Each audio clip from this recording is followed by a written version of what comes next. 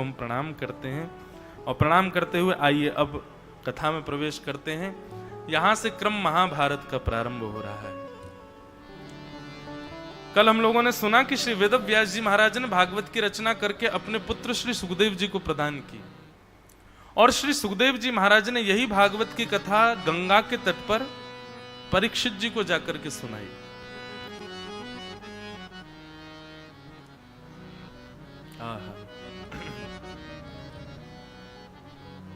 यदा मृधे कौरवशर्जयानां वीरेस्वथो वीरगतिं गतेषु ब्रकोदरा वेदगदा विमर्श भृगनोरुदण्डे धृतराष्ट्रपुत्रे। यहां से अब सूक्ष्म महाभारत का प्रसंग चलेगा, बहुत ध्यान से सुनिएगा। सौनकादि ऋषियों ने प्रश्न किया, बोले हे सूत जी महाराज, ये परीक्षित कौन है और इस परीक्षित को 7 दिन में मरने का श्राप क्यों लगा? कृपा करके हमको ये विस्तार से बताओ।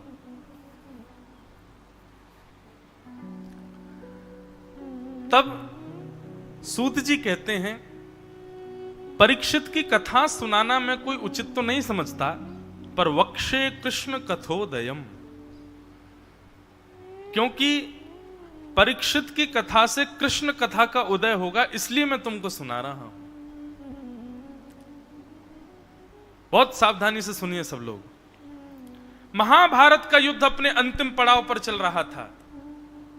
बड़े बड़े वीर अपनी वीर गति को प्राप्त हो चुके थे। 2 लोगों के बीच में अंतिम युद्ध चल रहा था, दुर्योधन और भीम।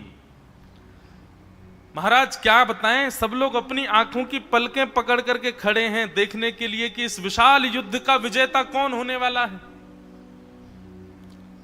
भीम अपनी प्रचंड गदा उठाता है, घुमा करके जैसे ही दुर्योधन के अंग पर प्रहार करता है, तो जिस प्रकार एक लोहे से स्पर्श करके दूसरे लोहे की एक स्वर प्रकट होता है, वैसा स्वर निकलता है, लेकिन दुर्योधन को कुछ नहीं होता।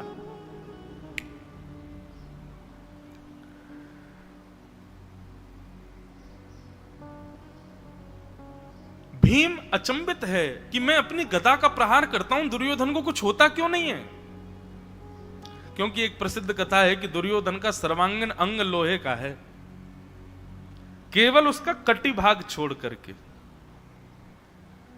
भीम युद्ध करते करते उसकी अचानक दृष्टि पड़ती है ठाकुर जी के ऊपर। रथ पर बैठे हुए श्री कृष्ण भीम की आंखों में देखते हैं और आंख पर देखते हुए बस अपनी जंघा पर हाथ फेरते हैं। जैसे ही जंघा पर ठाकुर जी ने हाथ फेरा, भीम समझ गया मुझे क्या करना है। तुरंत अपनी गदा को उस दिशा में घुमाया जहां से उसकी जंघा टूटे, और जैसे ही जंघा पर प्रहार किया, जंघा टूट गई, और जैसे ही टूटी दुर्योधन गिर पड़ा और महाभारत का युद्ध पांडवों ने जीत लिया। जय जयकार होने लगी, विजय घोष होने लगी, पांडवों ने महाभारत युद्ध जीत लिया है। आकाश में खड़े 33 कोटि देवता मन में विचार करने लगे, इतनी आसानी से महाभारत युद्ध का विजय पांडवों को हो गया। ये तो हम जानते हैं कि जीतने वाले पांडव ही हैं, पर इतनी आसानी से जीत गए हैं तो अच्छा सा नहीं लग रहा है। मतलब देवता कह रहे हैं, बोले भाई महाभारत का युद्ध विजय हो, महाभारत का युद्ध जीता जाए और श्री कृष्ण रणभूमि में ना हो तो आनंद कैसे आएगा? ऐसा कुछ होना चाहिए कि श्री कृष्ण आते, उनको बीच बचाओ या कुछ करना पड़ता, श्री कृष्ण का थोड़ा पुट लगता, तब महाभारत की विजय होती पांडवों की, तब आनंद आता। ऐसे तो ये बड़े आसानी से जीत गए, थोड़ा आनंद ही नहीं आया। मतलब जैसे हम लोग कोई पिक्चर देखें, कोई सीरियल देखें या कुछ भी देखें, हमारा मन होता है कि भाई लड़ाई मार काट झगड़ा तो थोड़ा दिखाओ, उसके बिना सुख कैसे? एक जगह मेरी कथा थी तो एक श्रोता आके बोले, महाराज जी आप थोड़ा प्रिय प्रिय कम बोला करो। मैंने मतलब बोले आप ज्यादा मीठी मीठी कथा मत किया करो, थोड़ी कहीं कहीं मार धाड़ भी बताया करो। भीम के साथ कैसे युद्ध कर रहे हैं दुर्योधन, थोड़ा उसका तलवार कैसी थी, गदा कैसी थी, उसका रथ कैसा था, वो चीख कैसे रहा था, धाड़ कैसे रहा था, नृसिंह भगवान ने कैसे फाड़ा हिरण्यकश्यप को। मैंने की वाह भैया, इसमें ये सुनने में आनंद। हर बोला हाँ, हमारे सब लोगों के रस अलग हैं, कोई वीर रस का उपासी है, कोई सौम्य रस का उपासी है, कोई करुण रस का उपासी है, सबके अपने अपने भाव। देवता बोले बोले महाभारत युद्ध जीत गए पांडव, लेकिन आनंद नहीं आया, क्योंकि श्री कृष्ण तो रथ पर बैठे हुए थे। महाभारत में थोड़ा सा आनंद आया था जब पितामह भीष्म ने बाण चढ़ाया था, तब भगवान रथ लेकर के, रथ के चक्के को लेकर, तब बड़ा आनंद आया था। उसके बाद से अभी तक तो कोरा कोरा लग रहा है, कुछ किया ही नहीं ठाकुर जी ने। देवताओं ने नारद जी को बुलाया, नारद जी को बुला करके कहा, बोले नारद जी कुछ करो। नारद जी बोले रुको अभी करते हैं। पूरे महाभारत युद्ध में सब थे, लेकिन भगवान श्री कृष्ण के बड़े भैया नहीं थे, बलराम जी। नारद जी गए बलराम जी के पास और बलराम जी से जाकर के बोले आप तो तीर्थ यात्रा कर रहे हैं। बलराम जी क्यों नहीं थे महाभारत युद्ध में? दो कारण। पहला कारण, पांडवों के पक्ष में कृष्ण है, वो मेरा छोटा भाई है, और कौरवों के पक्ष का मुखिया दुर्योधन, ये मेरा शिष्य है। दुर्योधन को गदा चलाना बलराम जी ने सिखाया था। है तो ये परिवार एक ही ना, वो तो बाद में उनके बीच में मतभेद आदि हो गए, हैं तो साथ में बचपन में खूब एक संग खेले कौरव पांडव सब लोग, और भगवान के भी रिश्तेदार ही हैं। तो बलराम जी ने गदा चलाना सिखाया दुर्योधन को। एक तरफ शिष्य है, एक तरफ छोटा भाई है। मैं किस पक्ष में जाऊं? शिष्य के पक्ष में जाऊंगा तो भाई से लड़ना पड़ेगा, और भाई के पक्ष में जाऊंगा तो शिष्य से लड़ना पड़ेगा। बलराम जी ने अपनी माला झोली उठाई और बोले हम रहेंगे ही नहीं, हम जा रहे हैं तीर्थ यात्रा पर। तीर्थ यात्रा पर बलराम जी थे और हिमालय की यात्रा कर रहे थे, तभी नारद जी महाराज आ गए। और नारद जी महाराज ने आकर के कहा, हे दाऊ दादा, आप यहां बैठ कर के भजन कर रहे हो, और पता है आपको महाभारत युद्ध में क्या हुआ? जैसे ही महाभारत युद्ध का नाम सुना, बलराम जी बोले कृष्ण ठीक है, मेरो लाला ठीक है। बोले वो तो ठीक है, लेकिन एक बहुत बड़ा अधर्म हो गया है। बलराम जी ने अपनी माला झोली वगैरह सब किनारे रख दी। बोले सही सही बताओ क्या हुआ, महाभारत युद्ध में क्या चल रहा है, मुझे बताओ। बोले भगवान, नाभि से नीचे प्रहार करना धर्म युद्ध में मना है ना? बोले हाँ। बोले भीम ने दुर्योधन की जंघा पर प्रहार करके उसकी जंघा की हड्डी तोड़ दी, दुर्योधन को निर्बल कर दिया, और महाभारत का युद्ध पांडव जीत गए। लेकिन सबसे बड़े दुख की बात यह है कि भीम ने यह सारी क्रिया आपके छोटे भैया के कहने पर की।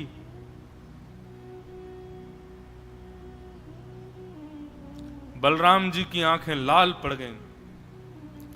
अधर्म की बात सुनकर के बलराम जी रोक नहीं पाए, स्वयं को तुरंत नेत्र बंद करके अभिमंत्रित अपने हल मूसल दोनों को प्रकट कर लिया हाथ में।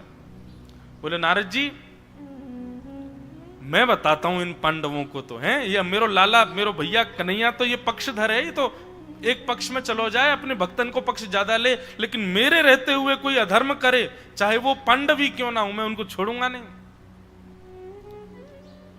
बलराम जी क्रोध में भर करके दौड़े कुरुक्षेत्र के मैदान की ओर। शरीर कंपा पृथ्वी का रोम रोम कंपायमान होने लगा। आकाश में सूर्य चंद्र दोनों घबराने लगे। क्यों? साक्षात शेषावतार बलराम जी को क्रोध आ रहा है। बलराम जी महाराज दौड़ रहे थे, यहां पर पांडवों की स्थिति की भूकंप जैसी स्थिति हो गई। पांडव सब श्री कृष्ण के चरण पकड़ के बैठे, बोले भगवान क्या हो रहा है? ठाकुर जी बोले भूकंप तो तभी आता है जब शेष नाराज हो। शेष नाराज मतलब शेष कौन है? बलराम। भगवान कृष्ण बोले निश्चित ही दाऊ दादा नाराज हो रहे हैं, तभी भूकंप आ रहा है। और तभी देखते हैं प्रचंड ओज प्रचंड स्वरूप श्री बलराम जी महाराज का प्रकट हो गए कुरुक्षेत्र के मैदान में। और अपने हल मूसल लेकर के भागे भीम की ओर, नहीं छोड़ूंगा इसको, अधर्म किया इसने। जैसे ही भीम को मारने के लिए आए, भीम ने जाकर के भगवान के चरण पकड़ लिए, बोले प्रभु मेरी रक्षा करो, ये मुझे मार देंगे आज।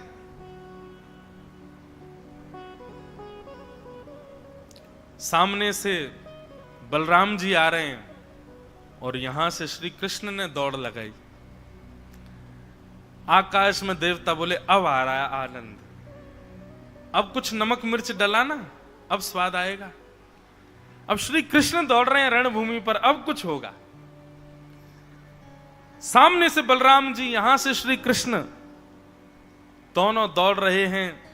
पृथ्वी कंपित हो रही है कि अब प्रलय आएगा, क्योंकि शेष और नारायण दोनों के बीच युद्ध होने वाला है।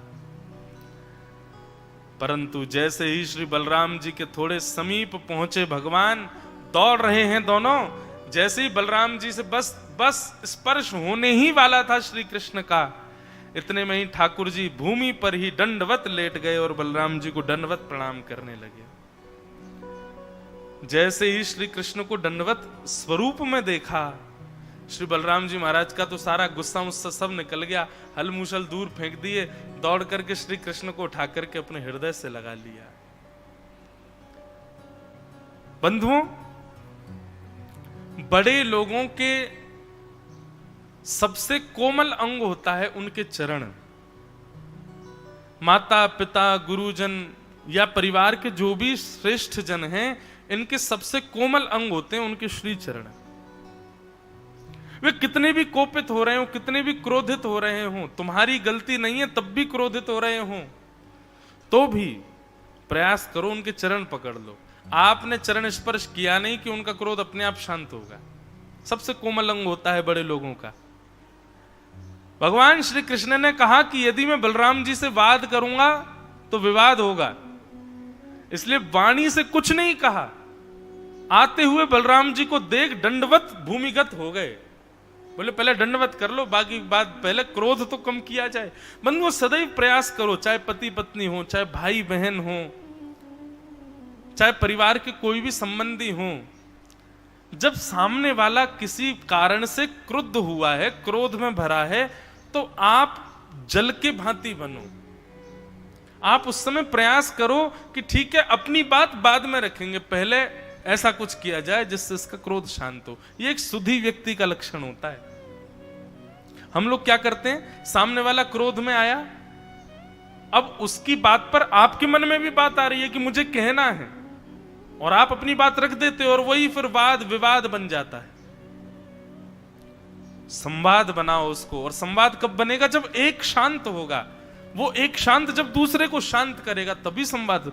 कभी कलह में संवाद नहीं होता, संवाद सदैव शांत भाव में होता है। तो सदैव प्रयास करो, पति पत्नी हो, भाई बहन हो, गुरु शिष्य हो, जो भी संबंध हो, एक को क्रोध आए, दूसरे को चाहिए वो शांत हो। वो बोल ले, चिल्ला ले, बरस ले, जितना कुछ करना कर ले, जब सब करके थक जाए तब अपनी बात कहो।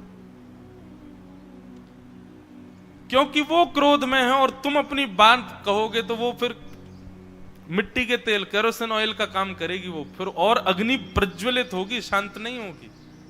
जल बनो। जल का स्वभाव अभी हमने क्या सीखा, शीतल, शांत। एक को क्रोध आए तो तुम शांत हो जाओ, और उसको जैसे प्रिय लगे, वो जैसे ठीक हो सके उसको ठीक करने का पहले प्रयास करो। वो ठीक हो जाए, शांत हो जाए, सम हो जाए, तब अपनी बात रखो। ये भगवान कृष्ण से हमने सीखा। बलराम जी भीम को मारने जा रहे हैं, लेकिन भगवान कृष्ण ने वाद नहीं किया, बीच में जाते दंडवत हो गए, पहले प्रणाम।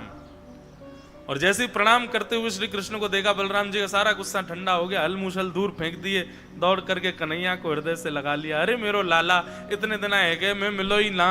अरे तू पूरे महाभारत युद्ध में हो लाला, कहीं तो कुछ चोट तो नहीं आ गई। ठाकुर जी बोले ना है भैया, मैं तो ठीक हूं। जब क्रोध शांत हो गया बलराम जी का, बलराम जी बोले लाला तो बाद में मिलूंगा, पहले ये भीम कहां है, इसी को तो मारने आया था मैं, इसने धर्म विरुद्ध कार्य किया कैसे। अब भगवान ने हाथ पकड़ा, बोले क्यों मारने आए आप भीम को। बोले क्योंकि लाला या भीम ने धर्म विरुद्ध कार्य किया है। नाभि से नीचे प्रहार करना यह धर्म के विपरीत बात है। और मेरे रहते हुए कोई धर्म, देख लाला तू तो पक्षधर है, तू तो कृपालु है, तू तो दयालु है, तू तो इन सबन पे बड़ी दया करे, लेकिन कोई तो धर्म को रक्षक होना चाहिए ना। या हमारे मैं तो नहीं देख सकूं कि मेरे सामने कोई धर्म विरुद्ध कार्य करे। भगवान बोले अच्छा, तो जब भी धर्म विरुद्ध कार्य होता है तो आप उठ के आते हैं? बोले जी। द्रौपदी का चीरहरण वो धर्म विरुद्ध नहीं था भैया, मुझे तो आप पूरी सभा में दिखाई नहीं दिए तब। यही दुर्योधन, यही दुशासन द्रौपदी का चीरहरण कर रहे थे भरी सभा में, एक अबला नारी को निर्वस्त्र कर रहे थे भरी सभा में। कितनी बड़ी बात होती है भैया। मुझे नहीं लगता कि उस समय उससे बड़ा अधर्म कुछ हो रहा था पृथ्वी पर। तब मुझे हल मूषलधारी बलराम जी नहीं दिखे वहां पर। और आज जब ऐसे अबला नारी को निर्वस्त्र करने वाले दुर्योधन की जंघा पर प्रहार हो गया, ऐसे विधर्मी की जंघा पर प्रहार हुआ, तो आप उसके लिए धर्म रक्षक बन करके आ गए।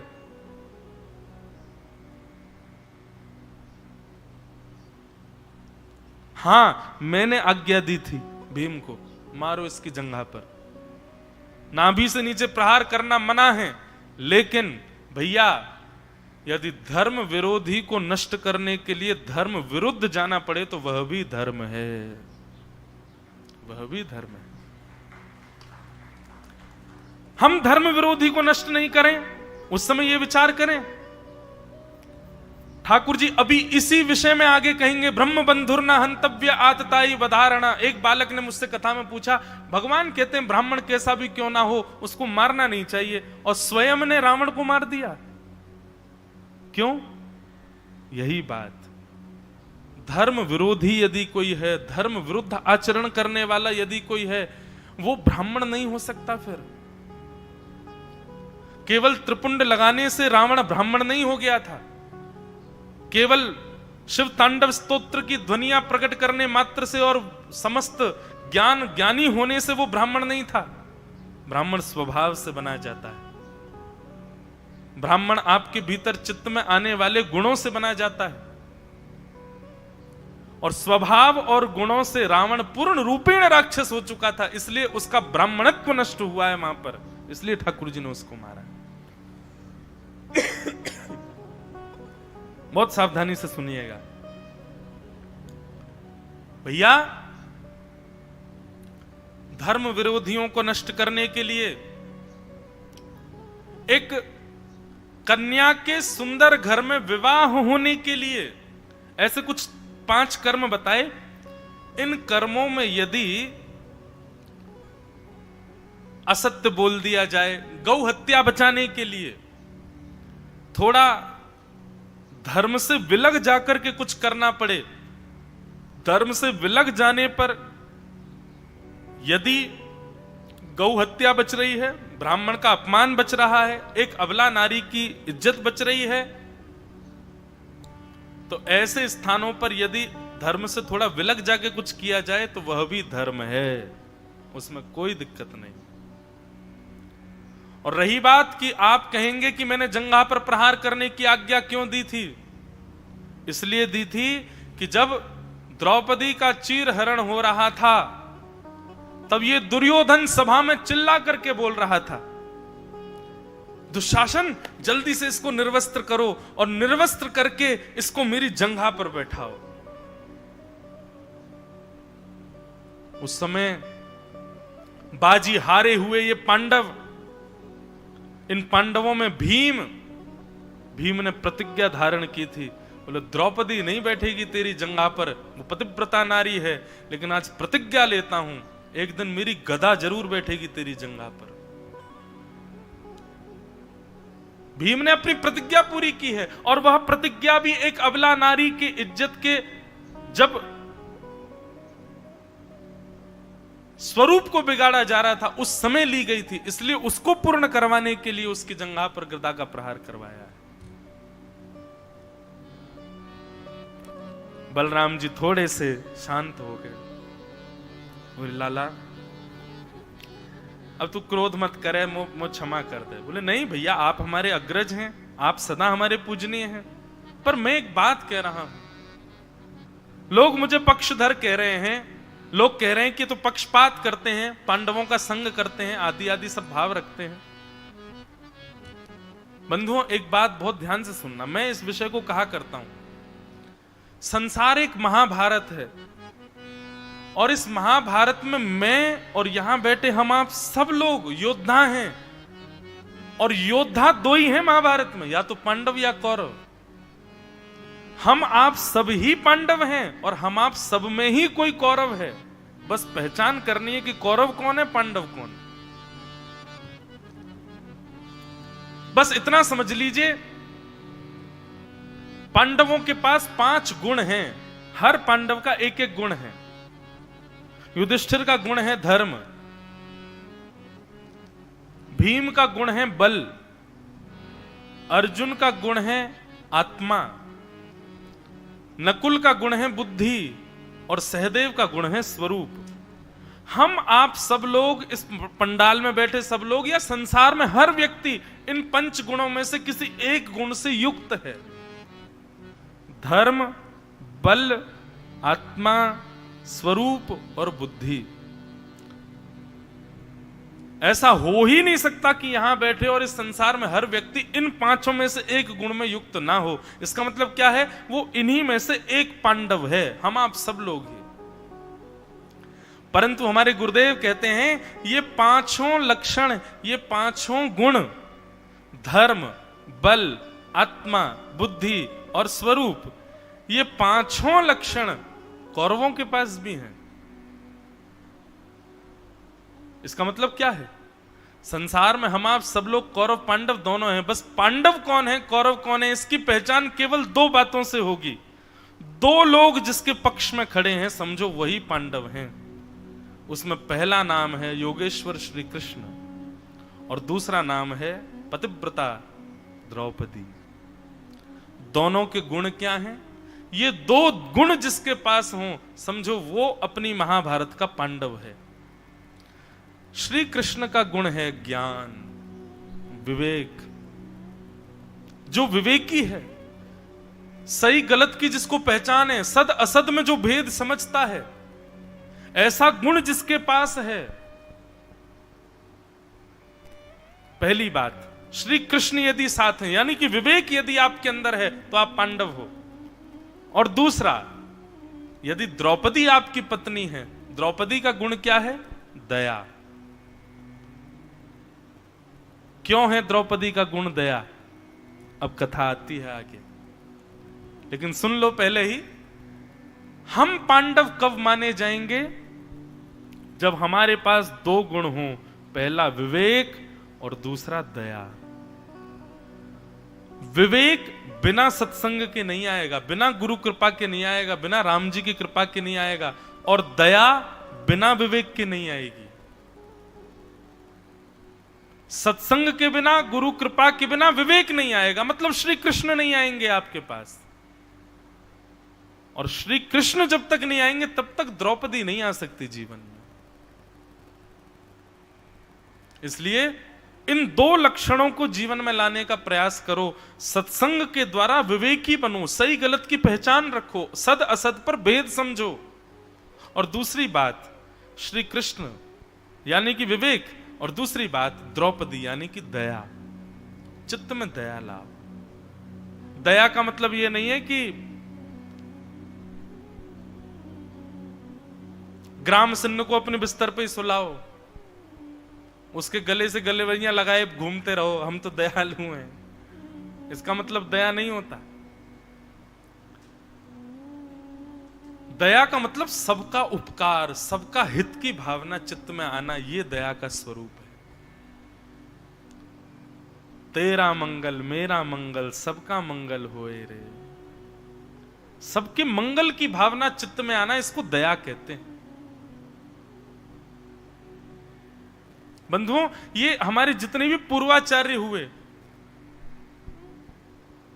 समर्थ सदगुरु श्री रामदास जी महाराज, मुझे इतना अवलोकन का अवसर नहीं मिला, लेकिन अभी गुरु जी के सानिध्य में थोड़ा बैठता हूं। हमारे आचार्य प्रवर सब कुछ ना कुछ भाव बताते हैं। तो आपने कल बैठ कर के उनके विषय में जो भाव कहे, वे समर्थ क्यों कहलाए? इसीलिए कहलाए क्योंकि चित्त में दया है। दया मतलब सबका हित, सबका कल्याण, सबके हित की भावना चित्त में है। कोई श्रेष्ठ, कोई पूजनीय तब तक ही होता है, तब ही बनता है जब उसके चित्त में सबके प्रति दया हो, सबके प्रति करुणा की भावना हो।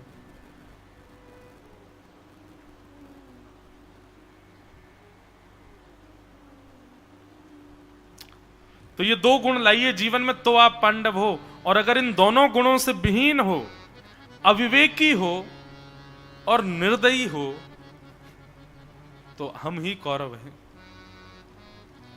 और कौरव पक्ष में होना इस बात का प्रमाण है, ये पहले ही प्रमाणित हो गया। जब कौरव पांडवों का युद्ध हुआ था तब ये प्रमाणित नहीं था कि कौन जीतेगा, पर अब हम सब लोगों को एक बात तो पता है कि संसार की महाभारत में विजयी तो पांडव ही होंगे। मतलब जिनके पास अविवेक है और जो निर्दयी हैं वो कभी नहीं जीत सकते, चाहे कितने भी गुण उनके भीतर हों। इसलिए सर्वगुण संपन्न आप हो, पर ये दो गुण और लाइए। पहला विवेक युक्त होइए, दूसरा दयावंत होइए, सबके मंगल की भावना चित्त में लाओ। ये दो गुण आपके भीतर आ गए तो इस संसार में चाहे आपके ऊपर कोई पहाड़ फेंक दे, आप विजयी हो, आप जीतोगे। क्यों? क्योंकि ये दो गुण हैं। तो इसका मतलब क्या है? रक्षक सुदर्शन चक्रधारी है।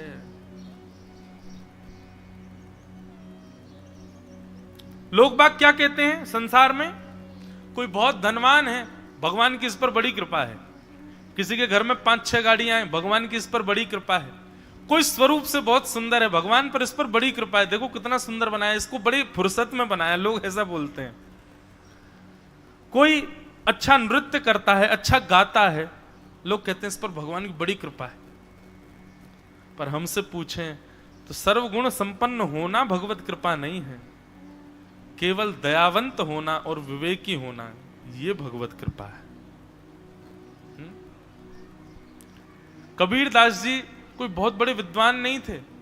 भक्तिमती मीराबाई कोई बड़े बड़े विद्यालयों में जाकर के उन्होंने बहुत नॉलेज ली हो, ऐसा नहीं है। आप सारे आचार्यों में, सारे भक्तों में ये गुण देख सकते हैं कि वे दयावंत हैं और विवेकी हैं। तो इन दो गुणों को लाइए जीवन में। बाकी के जितने भी अवगुण है ना, वो सब अपने आप सद्गुण बन जाएंगे। बस ये दो गुण ले आओ। हमारी स्थिति क्या है? हमने चावल तो उबाल लिए, दूध तो डाल दिया, केसर भी डाल दी, इलायची भी डाल दी, खीर बनाने की सब सामग्री आधा औटा दिया, उसको बिल्कुल रबड़ी जैसी खीर हो गई तैयार। लेकिन अभी तक उसमें सत्संग रूपी खांड नहीं डाली, मिश्री नहीं डाली है। और माफ कीजिए, आप खीर में चाहे बहुव्यंजन डाल दो, इलायची डाल दो, किशमिश डाल दो, केसर डाल दो, बढ़िया वाला दूध डाल दो, आधा औटा दो, रबड़ी जैसी कर दो, लाल लाल हो जाए। खीर बनाने का एक बढ़िया तरीका बताएं। हम मंच से यहां कथा, एक चीज मैंने अनुभव की, कथा में कोई विषय चले, अगले दिन प्रसादी में उसका दर्शन होता है। तो एक और इतना अच्छा सुख मिलता है। हर जैसे आज 5वां दिन है तो आज 5 प्रकार का मिष्ठान था भोजन में। आप लोग पता नहीं अनुभव कर रहे, हमको तो हो जाता है। आज 5 प्रकार की तो खीर थी। अब मैं वो साथ में भैया थे, उनसे बार बार मैंने कहा ये क्या है? बोले खीर। अच्छा, फिर थोड़ी देर वो घूम के आए, मौन और रहता है मेरा, मैं बोल तो सकता नहीं। फिर मैंने फिर बोला, मैंने सुनी ये क्या है? वो पूछ के आए, बोले खीर। मैंने कहा अच्छा। फिर मैंने कहा तीसरी ये क्या है? ये थोड़ी सांवली सी। बोले ये भी खीर है। मैंने कहा कितनी खीर है? बोले 5 खीर है। आज 5वां दिन है कथा का, इसलिए 5 खीर। कल हमने दाल बाटी का नाम लिया तो आज बाटी भी बनी थी कथा में। खीर बनाने का एक बढ़िया तरीका बताएं।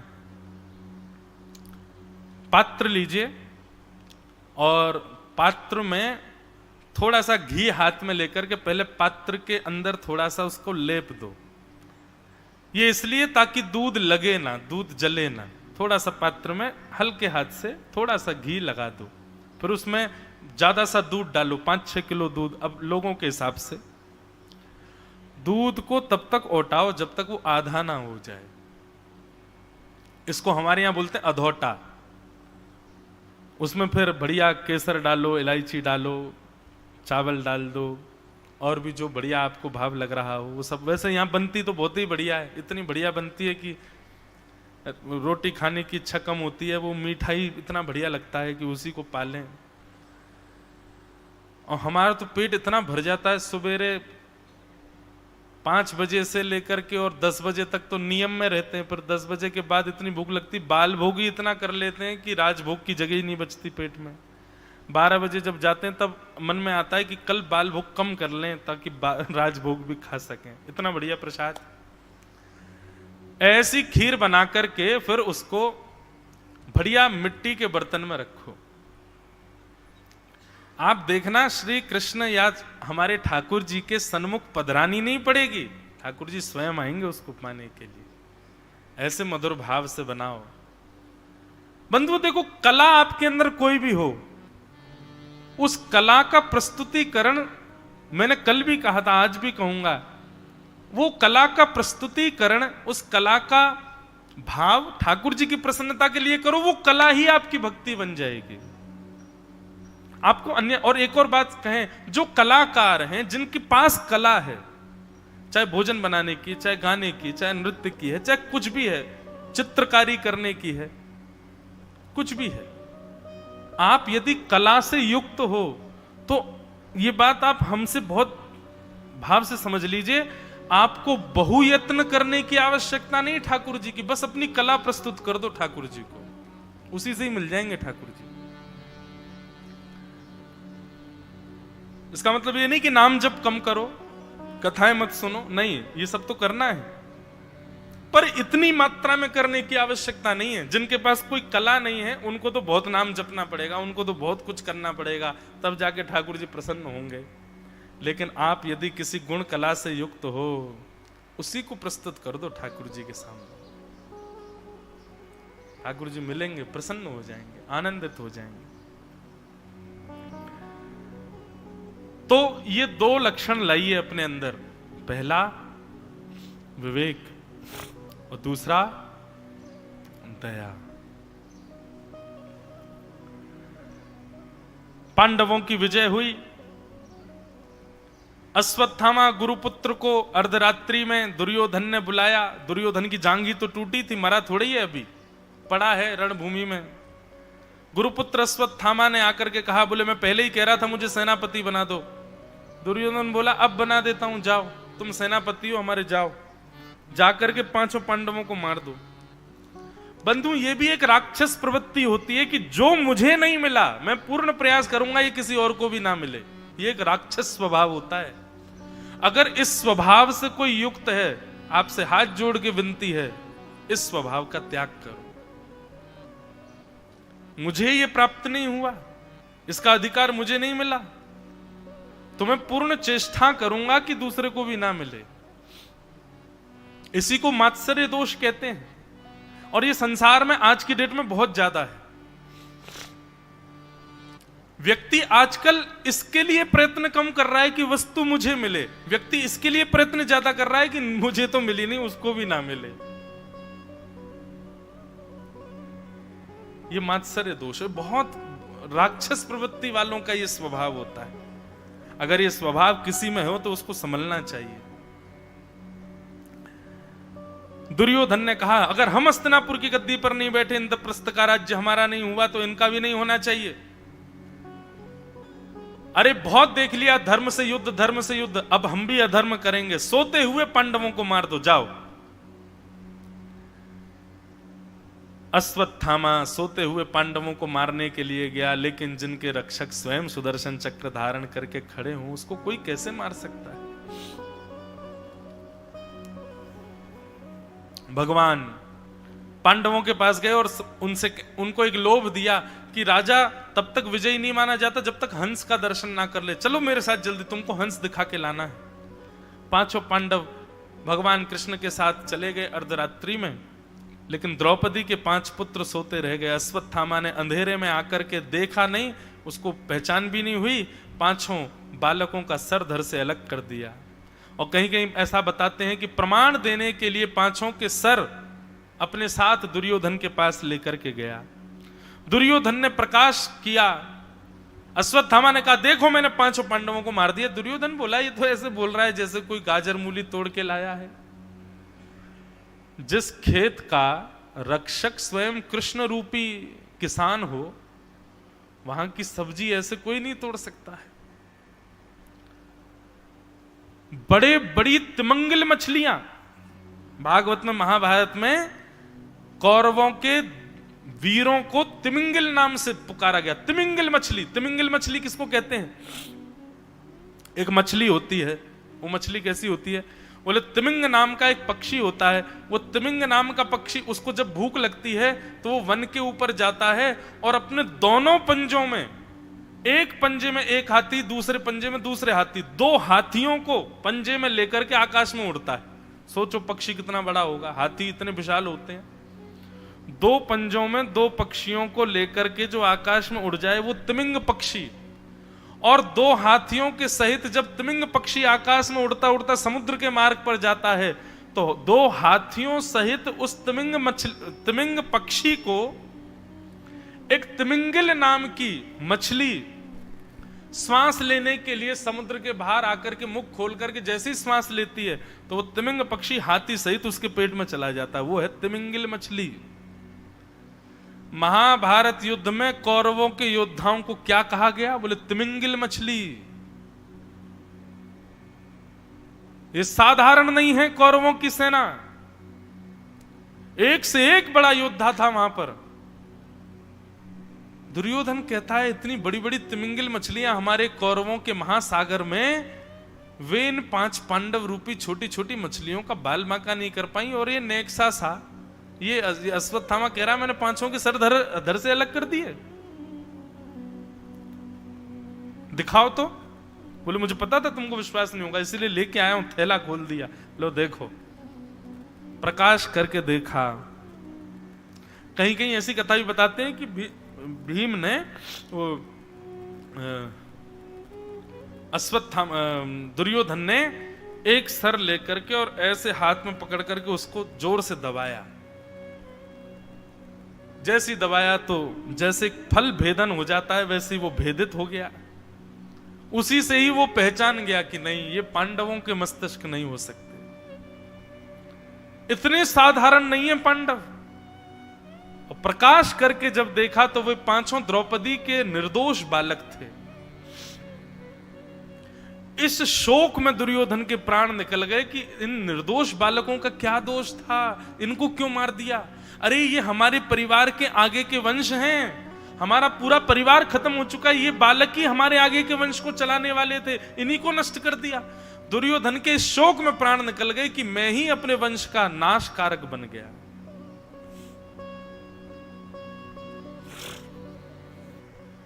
प्रातः काल का समय, पांडवों को जैसे ही पता चला द्रौपदी के 5 पुत्र मार दिए, शोक मातम मनने लगा पांडवों के मध्य। अर्जुन ने जाकर के जैसे ही देखा रक्त की धार बह रही है, द्रौपदी के सामने अपने गांडीव धनुष को उठाकर के प्रतिज्ञा लेने लगा, तुम चिंता मत करो द्रौपदी, मैं तुमको वचन देता हूं, तुम्हारे बालकों की रक्षा तो नहीं कर पाया, लेकिन जिसने भी तुम्हारे बालकों की हत्या कर रही है वो कहीं भी हो, इंद्र के लोक में भी यदि पहुंच गया होगा तो वहां से भी घसीट करके लाऊंगा, उसका सर धड़ से अलग करके उसके रक्त से तुम्हारे केशों को रंगित करूंगा। क्रोध में भर गया अर्जुन। भगवान बार बार हाथ पकड़ते हैं अर्जुन का, अर्जुन क्रोध में कुछ भी करो पर निर्णय कभी मत लो। लेकिन बंधुओं, जब क्रोध आता है तब ज्ञान देने वाले या संभालने वाले लोग हमको बड़े बुरे लगते हैं कि क्यों संभाल रहे हैं हमको, मुझे करने दो बस। क्रोध, बंधुओं, लोग बोलते हैं क्रोध को कैसे कम किया जाए।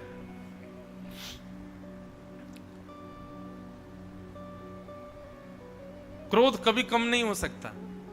क्रोध एक मानवीय स्वभाव है। बस आप एक चीज को अपने वश में कर सकते हैं, क्रोध में मौन हो जाओ। मौन से बढ़िया क्रोध को वश में करने का और कोई उपाय नहीं। और ये मैंने पिछले 5 दिनों में अनुभव कर लिया है।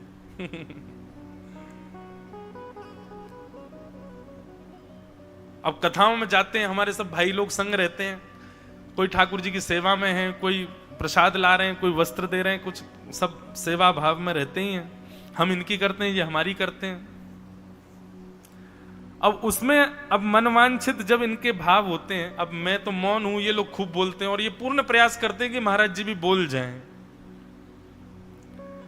क्रोध आता है, कई बार आ जाता है, लेकिन मौन व्रत होने की वजह से मैंने देखा कि जब मौन नहीं होता तो क्रोध आने पर जो मेरा स्वरूप होता था, वैसे मैं मौन रहता ही हूं, क्रोध आने पर वैसे भी मेरा नियम है कि मैं मौन ही हो जाता हूं, लेकिन फिर भी कई बार, अब यहां तो नियमबद्ध है ना कि नहीं मौन ही रहना है, शाम सूर्यास्त तक मौन रहना है, कथा में बोलना है बस। तो एक नियमबद्ध होने की वजह से ये दर्शन किया, अपने गुण में भी अनुभव किया 5 दिनों में कि मौन होने से क्रोध तो आता है, लेकिन वो जितना नाशकारी पहले होता था उतना नाश कर नहीं पाता है। अब किसी पर क्रोध आ गया, उसको मैं क्या इशारा करता हूं? ये इशारा मेरा है कि सूर्यास्त होने दो, बताऊंगा तुमको। तो मैं ऐसे कहूंगा तो वो, अच्छा ये लोग भी बड़े चतुर हैं, ये जानबूझ के उल्टा बोलते हैं, बोले क्या बल्ब उतार के नीचे धर दें? मैंने तो फिर समझ जाते अच्छा सूर्यास्त के बाद हमको देखोगे? मैंने कहा हाँ तब देखूंगा। लेकिन जब तक सूर्यास्त का समय आता है 5-6 घंटे बीत चुके होते हैं, कुछ क्रोध नहीं रहता फिर। तो क्रोध को वश करने, क्रोध को आप कभी कम नहीं कर सकते। क्रोध आएगा, क्रोध रहेगा। शास्त्रों में तो श्लोक भी है, हमारे मुकुंद काका जी और सब हमारे आचार्यगण मुझे वो श्लोक बता देंगे तो कल मैं बोल दूंगा। एक क्रोध है, एक श्लोक है, उसमें ऐसा भाव है कि क्रोध कौन सा अच्छा, तो उसमें भाव आता घटिकत द्वयम, 2 घड़ी से अधिक का क्रोध यदि आपका जाएगा तो वो तामसी, राजस तामस सात्विक और सामान्य, ऐसे 4 क्रोध के रूप बताए गए हैं।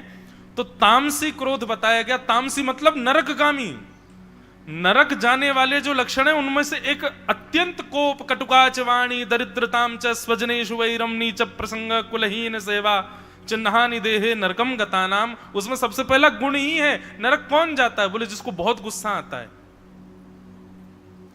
पर भयानक क्रोध करने वाला नरक नहीं जाता। भयानक क्रोध आने पर गलत निर्णय लेने वाला और गलत क्रिया करने वाला नरक में जाता है। तो क्रोध का सबसे बढ़िया स्वरूप है मौनम आस्तान, मौन हो जा। आप हो नहीं पाओगे, लेकिन बस कैसे भी कर लेना। और सबसे बढ़िया ये 2 अंगूठों है ना, इनको बीच में यहां दबा के और यूं मुट्ठी बांध करके बस आंख बंद करके बैठ जाओ, लंबी लंबी श्वास लो, चुपचाप बैठे रहो, बस 2-3 घड़ी तक प्रतीक्षा करो। क्रोध का बंधुओं एक स्वरूप है, वो कितना भी तेजी से आया हो वो अखंड नहीं रह सकता, उसको जाना ही पड़ेगा। और जैसे ही जाए तब बोलना। बस इतना समझ लीजिए, क्रोध आने पर निर्णय नहीं लेना है, बस उस समय अपने आप को संभाल करके रखना है। उसके बाद आप संभाल लो, फिर जो निर्णय लोगे वो हितकारी होगा। भगवान बार बार अर्जुन का हाथ पकड़ते हैं, क्रोध मत कर, क्रोध मत कर, क्रोध मत कर। लेकिन अर्जुन हाथ छटकार देता है अपना, बोले कि नहीं, मैं 5 बालकों के हत्यारे को मार के लाऊंगा, आदि आदि बात। भगवान बोले पछताएगा तो मेरे पास ही आएगा, चल तू देख क्या करता है। कृतवर्मा, अश्वत्थामा आदि 3 लोग बचे थे। तीनों की जांच की गई तो अश्वत्थामा दोषी करार साबित हो गए, इसी ने मारा है। जैसे ही अश्वत्थामा का दोष सिद्ध हुआ, अश्वत्थामा भागा रथ में बैठ करके, महाराज ठाकुर जी पीछे रथ लेकर के भागे अर्जुन का।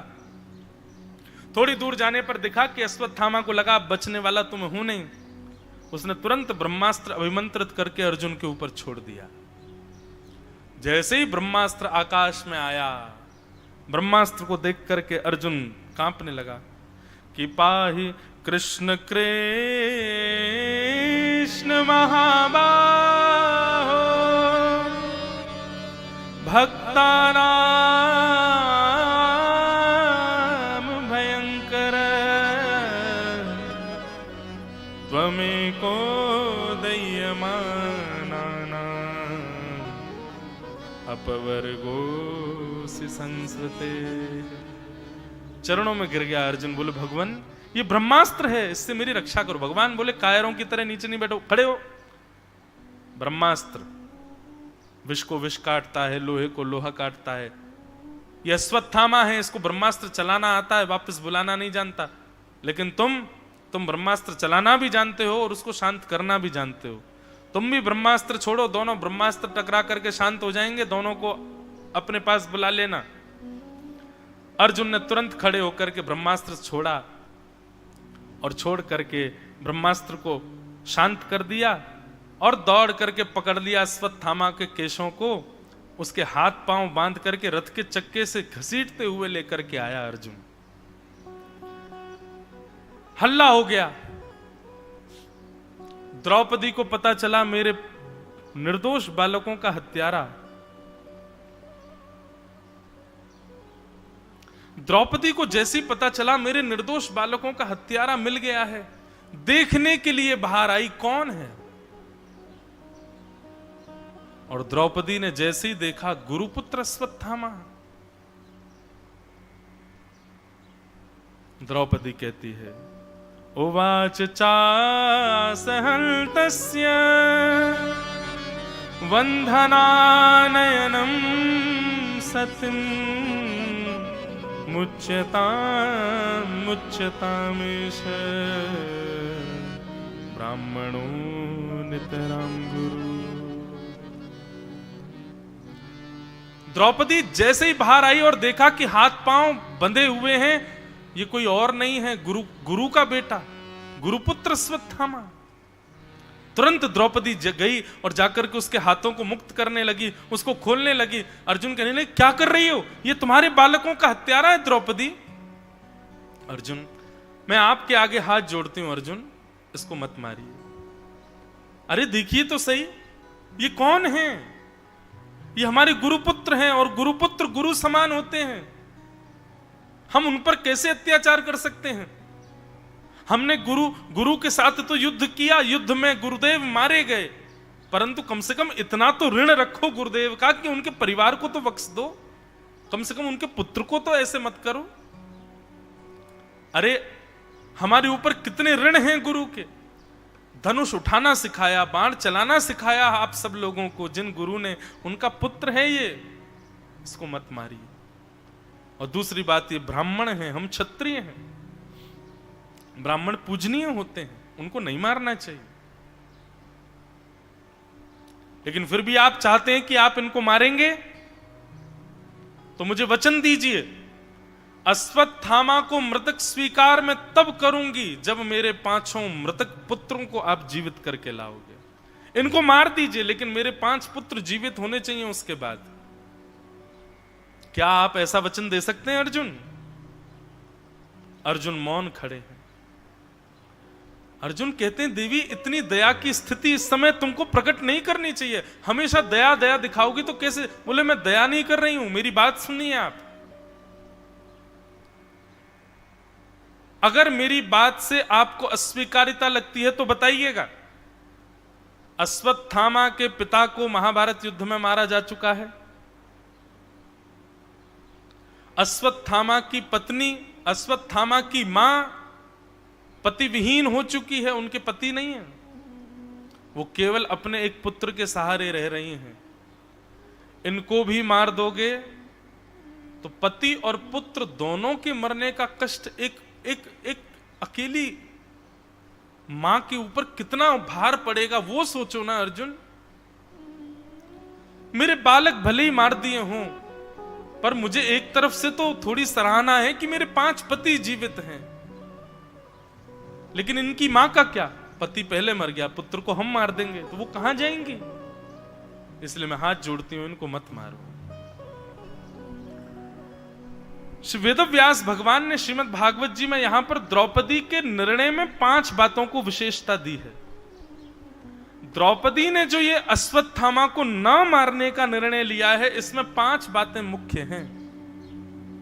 और प्रत्येक मानव को चाहिए किसी भी निर्णय से पहले इन 5 भावों का विचार करे। सबसे पहला, धर्म क्या है? कहीं मैं जो करने वाला हूं, मेरा जो निर्णय है, वो कोई अधर्म तो नहीं है? सबसे पहले धर्म का विचार करो। द्रौपदी के जो निर्णय है उसमें धर्म है, पूर्ण रूपेण धर्म है। दूसरी बात, हर व्यक्ति को विचार करना चाहिए निर्णय लेने से पहले कि मैं जो निर्णय लूं वो न्याय युक्त होगा कि नहीं, उसमें न्याय मिलेगा कि नहीं, दोनों पक्षों को न्याय मिले। सकरुणम, तीसरा लक्षण द्रौपदी के भाव में दया। निर्विलीकम, चौथा लक्षण निष्कपटता। और 5वां लक्षण समम, समता, समत्व। ये 5 बातों का हर व्यक्ति को विचार करना चाहिए। धर्म, न्याय, दया, निष्कपटता और समत्व।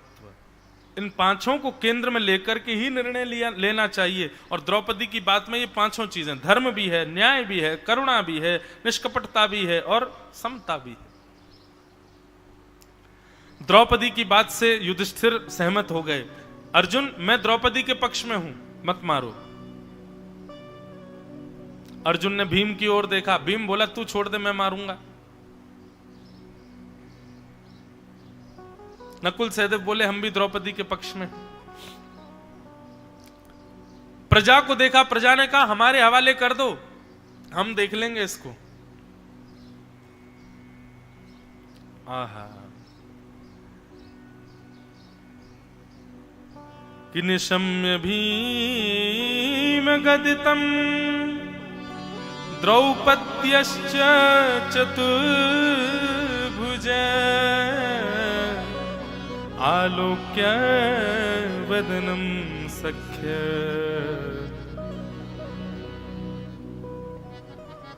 आलोक्य वदनम सख्य धर्माः हसन्निव। सबकी ओर देखते देखते देखते देखते अंत में जब अर्जुन को कहीं भी चित्त में किसी के मुखाकृति को देख करके यह अनुभव नहीं हुआ कि मुझे क्या करना चाहिए, तब अंत में आलोक्य वदनम सख्य, अपने सखा श्री कृष्ण की ओर जब देखा। अब जैसे ही ठाकुर जी की ओर अर्जुन ने दृष्टि डाली, ठाकुर जी ने मुंह फेर लिया। बोले मैं तो पहले ही रोक रहा था इसको। अब अर्जुन इधर आके खड़ा हुआ तो ठाकुर जी ने इधर मुंह फेर लिया। अर्जुन चरणों में गिरे, वो क्या खेल क्यों रहे हो मेरे साथ, इधर उधर मुंह क्यों कर रहे हो? भगवान बोले नहीं, तू कर अपने मन की, कर जो तो तुझे ठीक लगता हो वही कर। तू हमारी बातें तो तेरे को बस तब सुननी थी जब महाभारत का युद्ध होना था, बहुत विषम परिस्थिति थी, तो मेरे चरणों में गिर गया। करिष्ये वचनम तव। अभी अश्वत्थामा को मारने के लिए जब तू निर्णय ले रहा था, हाथ कौन पकड़ रहा था तेरा? मेरा हाथ छड़क दिया। गलती हो गई भगवान, क्षमा कर दो, आपका ही तो हूं मैं। अब मुझे बताइए ना क्या करना चाहिए। भगवान बोले बताऊं? बोले हाँ। करेगा? बोले वही करेगा ना जो मैं कहूंगा। बोले करिष्ये वचनम तव, मैं वही करूंगा। भगवान बोले वचन दे, वो करेगा जो मैं कहूंगा। बोले वचन दिया प्रभु, करूंगा। भगवान बोले तो अब सुनो, सबसे पहले तुमको अपनी प्रतिज्ञा पूरी करनी चाहिए। तुम्हारी प्रतिज्ञा क्या थी? कि बालकों के हत्यारे को तुम जीवित नहीं छोड़ोगे। यदि कोई व्यक्ति अपनी प्रतिज्ञा पूरी नहीं करता तो 2000 वर्ष के लिए उसको नरक जाना पड़ता है। अर्जुन अपनी प्रतिज्ञा पूरी करो। तुम्हारी प्रतिज्ञा है कि तुम बालकों के हत्यारे को छोड़ोगे नहीं जीवित, मार दो अश्वत्थामा को। तुरंत अर्जुन अपने धनुष बाण को उठाने लगा। भगवान बोले लेकिन द्रौपदी 5 बालकों की मैया है, उसकी आज्ञा के बिना तुम नहीं मार सकते, और द्रौपदी की आज्ञा है कि उसको छोड़ दो। तो तुमको द्रौपदी की बात भी माननी पड़ेगी। अर्जुन ने फिर से धनुष बाण छोड़ दिए। लेकिन भीम तुम्हारे बड़े भैया हैं, भीम कह रहे हैं कि तुम छोड़ दो, वो मार देंगे, तो भीम के हवाले कर दो। लेकिन हवाले करोगे भी तो भी भीम मारेगा, तो भी दोष तो तुम्हारे ऊपर ही आएगा, तुमने मरवाया।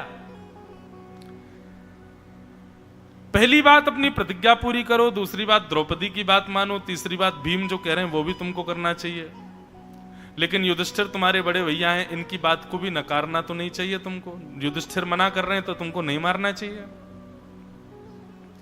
और सबकी बातें सुनते सुनते सुनाते सब ठाकुर जी बोले अब तुम आए हो मेरे पास तो मेरी बात सुनो।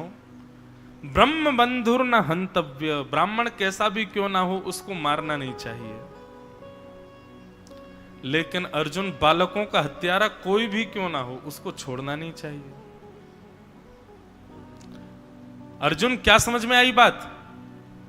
अर्जुन बोला मैंने प्रतिज्ञा ली है, प्रतिज्ञा पूरी करनी है, नहीं करूंगा तो 2000 वर्ष के लिए नरक जाना पड़ेगा, इसके लिए मुझे इसको मारना है। द्रौपदी की आज्ञा का पालन करना है क्योंकि उसी के 5 पुत्र थे, तो द्रौपदी कह रही है नहीं मारना है।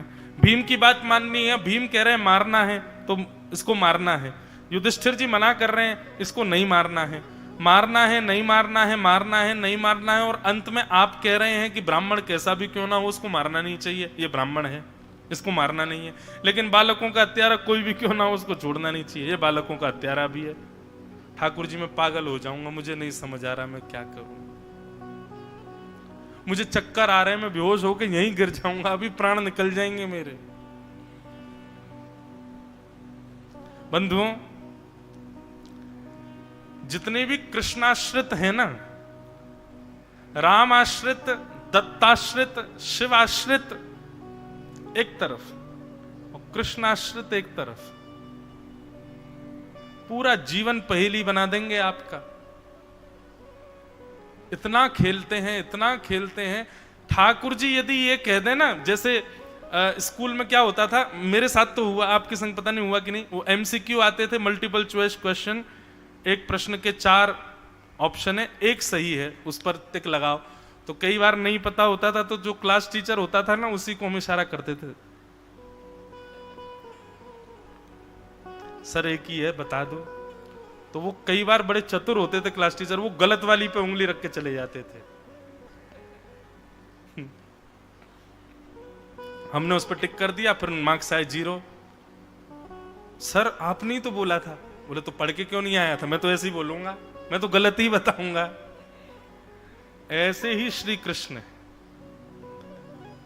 उनके आश्रय में रहने वाला यदि उनसे ये कहे कि ठाकुर जी मेरा निर्णय बताइए क्या करूं, ठाकुर जी बोले आ जा बेटा अब खेल होगा, तार परे खेला होवे, बंगला में कहते हैं। बहुत खेलते हैं ठाकुर जी।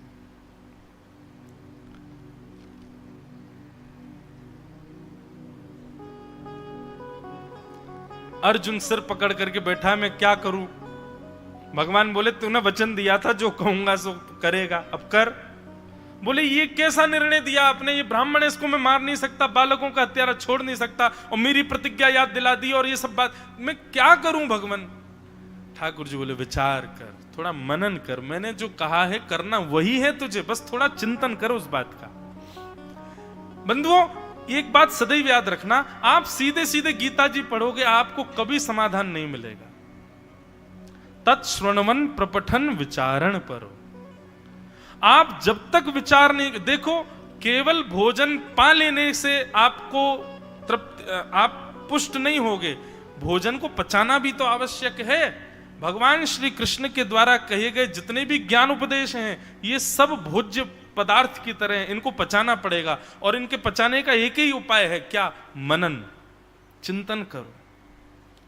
श्री कृष्ण ने यदि एक बात कही है तो कम से कम उस विषय पर 2 घंटे मनन होना चाहिए, तब जाकर के आपको मूल प्राप्त होगी। भैया वो नवनीत चौरम हैं, वो नवनीत के चोर हैं, मक्खन चुराते हैं, इसी से ही प्रमाण पता चल जाना चाहिए कि श्री कृष्ण मूल देते हैं, और मक्खन ऐसे ही नहीं निकल आता है, दही बिलोना पड़ता है, मेहनत करनी पड़ती है, श्रम करना पड़ता है, पसीना बहाना पड़ता है, तब जाकर के दही मंथन से मक्खन प्रकट होता है।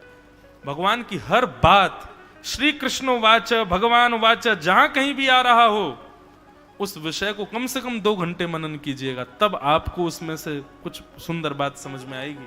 एक बार की बात से आपने समझ लिया, हो ही नहीं सकता। अर्जुन नेत्र बंद करके बैठा है, सब लोग कह रहे हैं बताओ ये कैसा क्या हो रहा है यहाँ पे, अश्वत्थामा बांध के पटक रखा है, अर्जुन यहाँ ध्यान लगा रहा है, भगवान ने जो कहा है उसका चिंतन कर रहा है। और क्षण भर के चिंतन के बाद अर्जुन ने नेत्र खोले, प्रसन्नता आ गई मुख पर। भगवान बोले समझ गया? बोले हाँ। क्या समझ में आया? बोले ब्राह्मण है, इसको मारना नहीं है, बालकों का हत्यारा, इसको छोड़ना नहीं है, इसका मतलब मृत्यु दंड से बड़ा दंड इसको देना है, और ऐसा दंड देना है जिसमें ये दंडित भी हो और जीवित भी रहे। भगवान बोले हाँ। और वो दंड क्या है अर्जुन?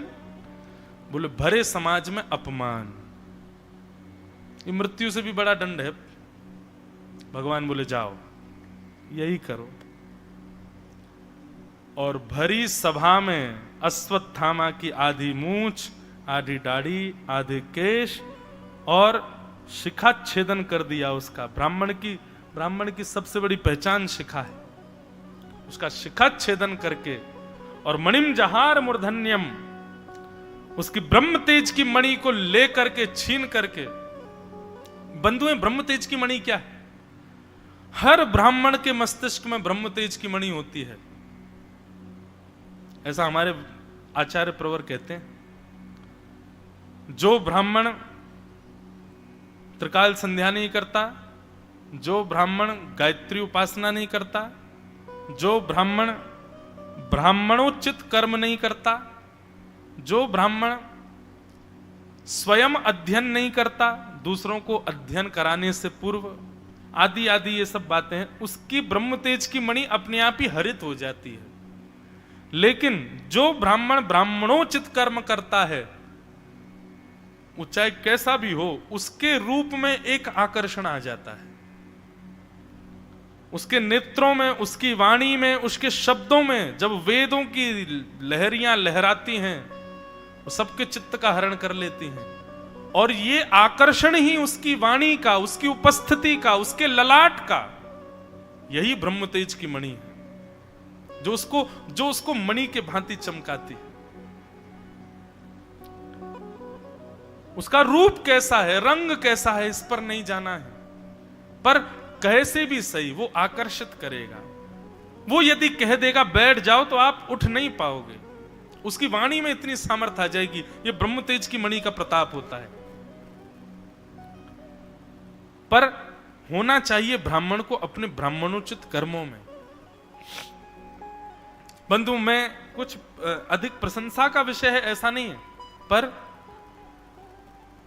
यहां इस क्षेत्र में आकर के, यहां दत्त धाम में श्री दत्तात्रेय भगवान की शरणागति में, यहाँ के आचार्यों के मध्य, यहाँ के ब्राह्मण बालकों के मध्य और यहाँ रहने वाले सब लोगों के मध्य, यहाँ रहकर के वास्तव में इतने वर्षों के पश्चात, अपनी 27 वर्ष की आयु में पहली बार मैंने ब्राह्मणोचित कर्मों से युक्त ब्राह्मणों को देखा है। यहाँ पर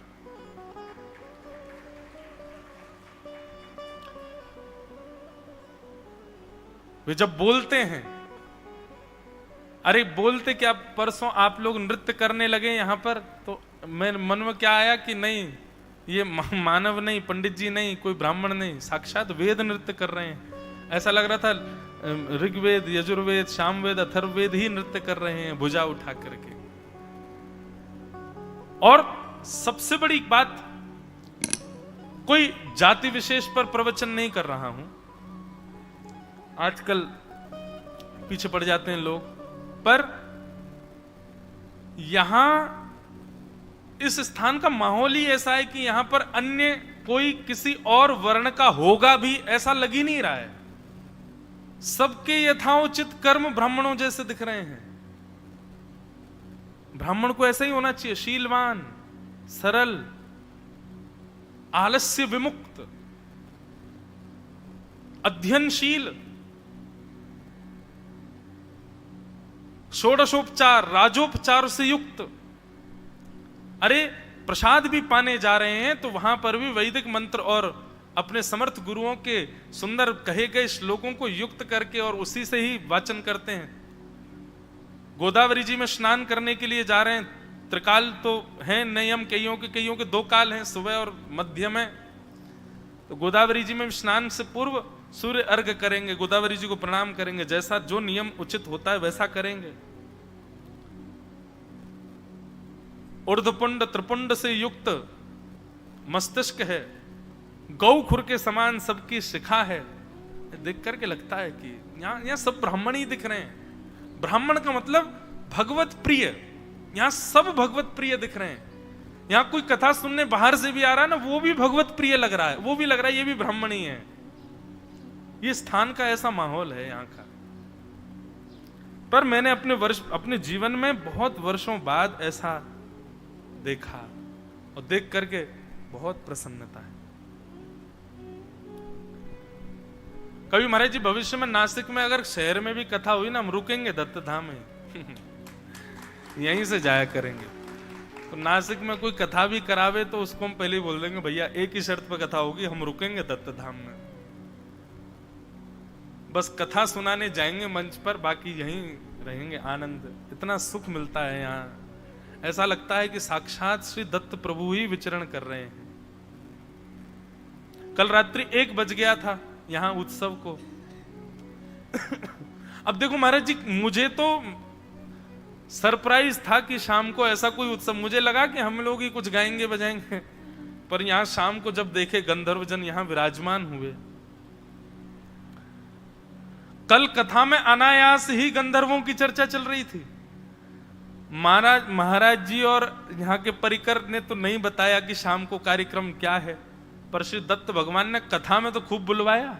कल गंधर्वों की चर्चा, संगीत की चर्चा, तानसेन की चर्चा, हा हा हू गंधर्व की चर्चा, सरस्वती जी की चर्चा, देवदत्ताम मिमाम वीणाम स्वरत ब्रह्म विभूषिताम, राग रागनियों की चर्चा अनायासी कथा में चल रही थी। मानो श्री दत्त भगवान ही मेरे को संकेत कर रहे थे, बोले आज गंधर्व जन आए हैं कथा में। मुझे पता नहीं था, उपस्थिति उनकी थी यहाँ पर, और उस उपस्थिति से अपने आप कथा में वही चर्चा चल रही थी। तो निश्चित है ये स्थान सामान्य नहीं है। एक बात बताएं, 5 स्थान मिले कलयुग को। द्यूतम पानम स्त्रियः सूना यत्रा धर्मश्चतुर्विधः पुनश्च याचमानाय जात रूप मदात प्रभो। श्रीमद् भागवत में बताए गए इन 5 स्थानों के अलावा 6वां कोई स्थान नहीं है जहां पर कलयुग रहता है। 5 स्थान कौन कौन से? द्यूतम जुआ, पानम मदिरा पान और भक्ष भक्ष सेवन, स्त्रियः परिस्त्री संग परपुरुष संग, सूना हिंसा, और 5वां है अनीति से कमाया गया धन। ये 5 ही वस्तु कलयुग को प्रकट करती हैं। और एक बात बिल्कुल निश्चित मान लीजिएगा, जिनके जीवन में या जिस स्थान पर इन 5 भावों का अभाव होगा वो स्थान कलयुग है ही नहीं, वो सतयुग है। क्योंकि कलयुग का स्थान, कलयुग युग का नाम भले ही है, पर कलयुग बंधा हुआ है इन 5 स्थानों में। इसके अलावा 6वां स्थान नहीं है कलयुग का। इसका मतलब क्या है? जहां ये 5 नहीं है वो सतयुग ही है। और ये बात कहने में मुझे कोई अतिशयोक्ति नहीं। श्री दत्त धाम, दत्त क्षेत्र जो है साक्षात सतयुग ही है। यहां कलयुग का दर्शन नहीं है। बताओ कहां? द्यूतम दूर दूर तक दिख रहा है आपको, जुआ दूर तक, यहां धन चढ़ाने की पेटी तक नहीं है मंदिर में। द्यूतम, पानम भूल ही जाओ, यहां पर जल भी गोदावरी जी का ही मिलेगा पीने को, भोजन भी पूरा उसी में सिद्ध होगा। तो बाहर की वस्तु, अच्छा एक और बात, बाहर की वस्तु पाई कब जाए? जब स्वाद ना आ रहा हो। इतना स्वादिष्ट भोजन बनता है, बाहर कौन खाने जाए? पानम उससे भी विमुक्त है। पर स्त्री पर पुरुष संग, कोई भाव ही नहीं हो सकता उसका। तो यहां तो सब दत्त संग है, श्री दत्तात्रेय जी का संग है, गुरु संग है। उसके अतिरिक्त यहां भाव ही नहीं प्रकट हो सकता चित्त में किसी के में। काम का, क्रोध का, वासना का कोई लेश ही नहीं है दूर दूर तक। द्यूतम पानम स्त्रिय सूना हिंसा, किससे लड़ोगे? आधे से ज्यादा तो मौन है यहाँ पे। यहाँ जितने भी मुझे बता रहे थे, जो भी माताएं यहाँ बहनें बेचारी काम करती हैं, सो सब सेवा में रहती हैं, दत्त भगवान की रसोई की में, यहाँ की में, सब माताएं बहनें अधिकतर सबके मौन हैं। और जो बोल भी रहे हैं तो उनसे बात करने के लिए आपको संस्कृत आनी चाहिए। वो इतने विद्वान है कि उनसे सामान्य बात तुम कर नहीं पाओगे। तो हिंसा भी नहीं है, और अनीति से कमाया गया धन का तो प्रवेश ही पहले यहां पर पता नहीं कहां से भगवत कृपा से ही सब हो रहा है। कैसे मंदिर का निर्माण, कैसे इतने बहुव्यंजन सामग्रियां, सबका पेट, सबको लिए अन्नपूर्णा मैया साक्षात विराजमान हैं, सबके लिए हो रहा है। कहीं मैंने नहीं सुना किसी, मैंने तो पूछा भी महाराज जी के अपने मंदिर जी से कि कथा में कुछ ऐसा भाव रखें कि श्री दत्त भगवान के मंदिर निर्माण के लिए। बोले नहीं नहीं नहीं, महाराज जी का पूर्ण पहले से ही मना, नहीं कुछ भी नहीं, सब दत्त प्रभु कृपा करेंगे। पांचों का अभाव है इस स्थान पर, इसका मतलब है कलयुग का प्रवेश नहीं है यहाँ पर, कलयुग नहीं है, साक्षात सतयुग युक्त है। कलयुग जहां होता है वहां आलस्य आता है, यहां आलस्य नहीं आ रहा। कलयुग जहां होता है वहां निद्रा बहुत सताती है, यहां निद्रा नहीं आ रही। कल रात में 1 बजे तक उत्सव चलता रहा, सुबह 5 बजे उठ के फिर अपने क्रम में चले गए। सोचा कि अब थोड़ा शयन, आई नहीं नींद। ठीक है, बढ़िया है, कोई दिक्कत ही नहीं हो रही है। कलयुग संसार में बांधता है और सतयुग मुक्त करता है, निश्चित ही सतयुग है यहां। तो ब्राह्मण की शिखा, तो आधी दाढ़ी आधी मूंछ शिखा छेदन करके अश्वत्थामा को वहां से बाहर कर दिया। अश्वत्थामा निकल गए, लेकिन ऐसा अपमान हुआ कि अपने अपमान का बदला लेने के लिए उन्होंने ब्रह्मास्त्र छोड़ दिया। और किसके ऊपर छोड़ा?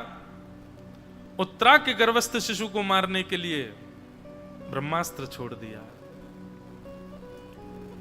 जैसे ही ब्रह्मास्त्र उत्तरा के गर्भस्थ शिशु का वध करने के लिए आने लगा, यहां पर स्थिति यह थी कि भगवान सब पांडवों से अब प्रणाम करके कह रहे थे, भैया आप तुम लोग राजपाट संभालो, महाभारत युद्ध जीत गए, अब मैं भी वापस द्वारिका जा रहा हूं। बस रथ में चढ़ ही रहे थे ठाकुर जी कि तभी अभिमन्यु की पत्नी, अभिमन्यु जिसको चक्रव्यूह में मार दिया था, अर्जुन का पुत्र अभिमन्यु, उसकी पत्नी उत्तरा जो कि गर्भवती है, दोनों भुजाएं उठा करके रुदन करती हुई ठाकुर जी के पास आती। पाहि पाहि महायोगिन देव देव जगतपते नान्यम तद्भयं पश्ये यत्र मृत्यु परस्परम। जगत पते, बंधुओं पति शब्द का अर्थ क्या होता है? रक्षक। ठाकुर जी पति हैं, हमारे रक्षक हैं।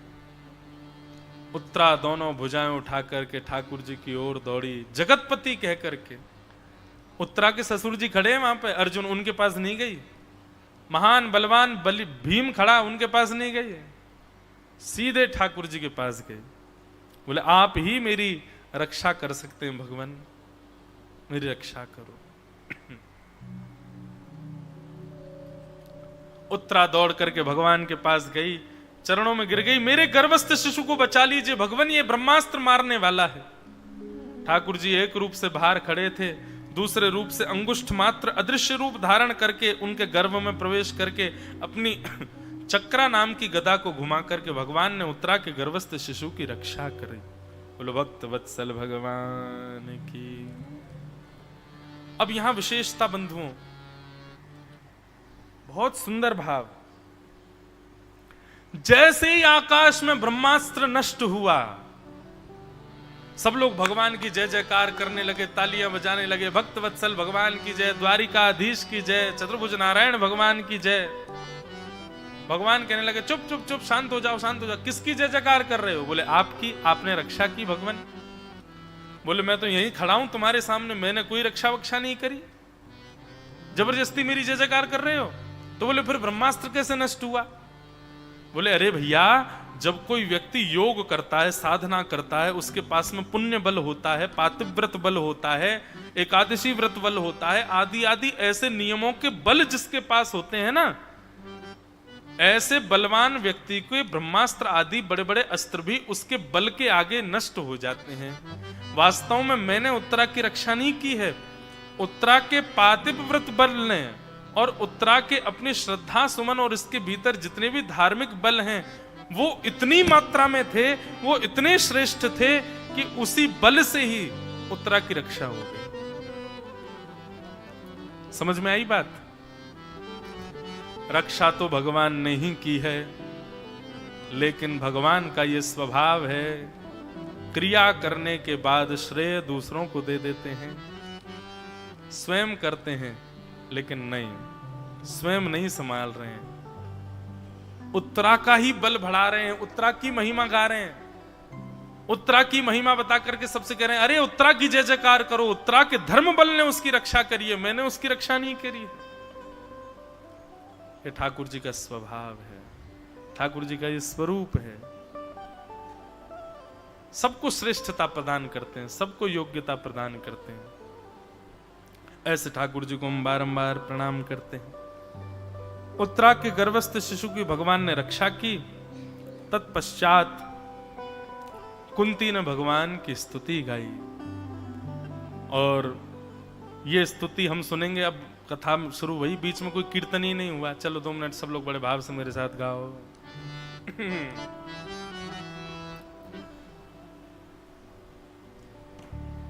मेरा नाथ तू है, मेरा नाथ तू है, नहीं मैं अकेला, मेरे साथ तू है, मेरा नाथ तू है, मेरा नाथ तू है, नहीं मैं अकेला, मेरे साथ तू है, मेरा नाथ तू है, मेरा नाथ तू है, नहीं मैं अकेला, मेरे साथ तू है, मेरा नाथ तू। बंधुओं, मैं कथा में एक बात कहा करता हूं, ठाकुर जी को सबसे ज्यादा पीड़ा कब कब होती है? जब कोई भक्त स्वयं को अनाथ कहता है। कभी स्वयं को अनाथ मत कहिए, हम सबके नाथ बैठे हैं हमारे साथ। ठाकुर जी कहते हैं किसी के जीवन में यदि अपने स्वामी का अभाव है तो वो मुझको ही स्वामी माने, किसी के जीवन में पिता का अभाव है मुझे पिता माने, किसी के जीवन में माँ का अभाव है मुझे माँ माने, किसी के जीवन में गुरु का अभाव है मुझे गुरु माने, सखा का अभाव, सारे संबंध गोस्वामी जी कहते हैं तोहे मोहे नाते अनेक मानी ये जो भावे, ज्यों त्यों तुलसी कृपालु चरण शरण पावे। ठाकुर जी से अपना कोई संबंध बनाओ बंधु और भाव से गाओ। ओ नहीं मैं अकेला,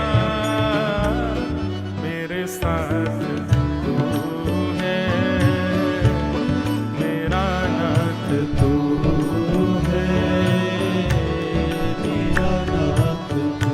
राधा रमण लाल की जय।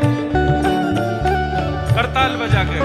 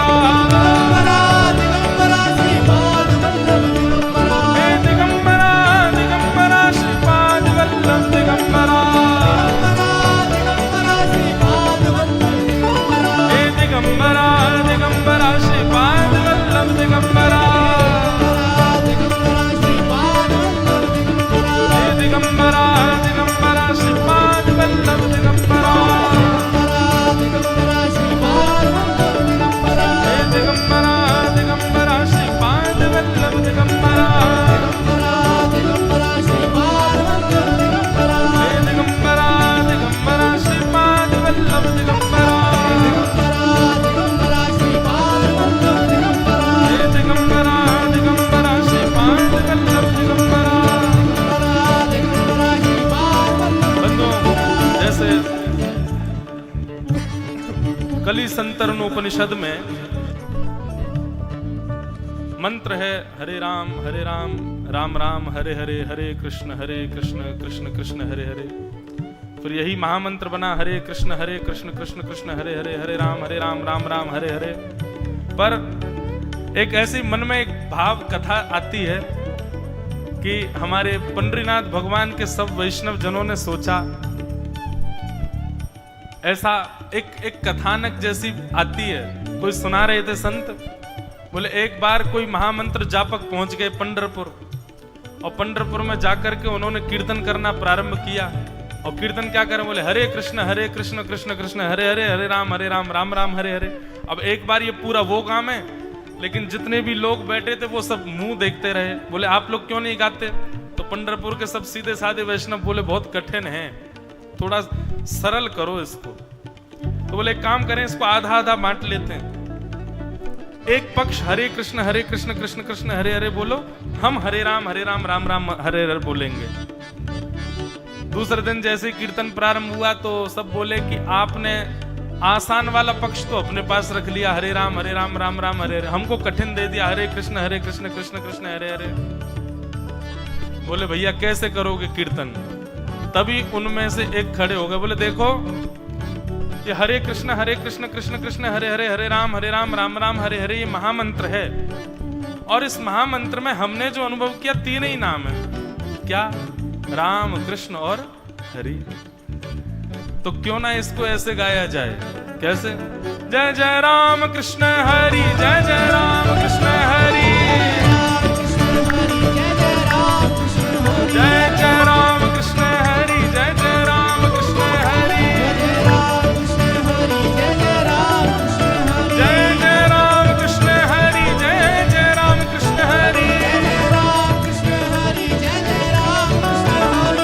जय राम कृष्ण हरि, जय जय राम कृष्ण हरि, जय जय राम कृष्ण हरि, जय जय राम कृष्ण हरि, जय जय राम कृष्ण हरि, जय जय राम कृष्ण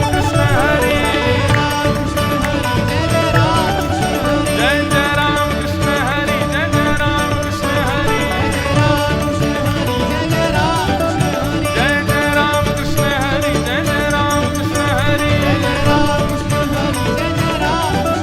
जय जय राम कृष्ण हरि, जय जय राम कृष्ण हरि।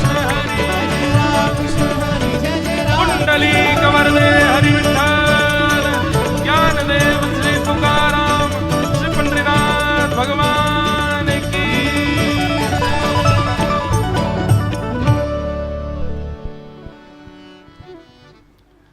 ऐसे ठाकुर जी का मधुर स्वभाव है, स्वयं करते हैं क्रिया को, पर योग्यता दूसरों को दे देते हैं।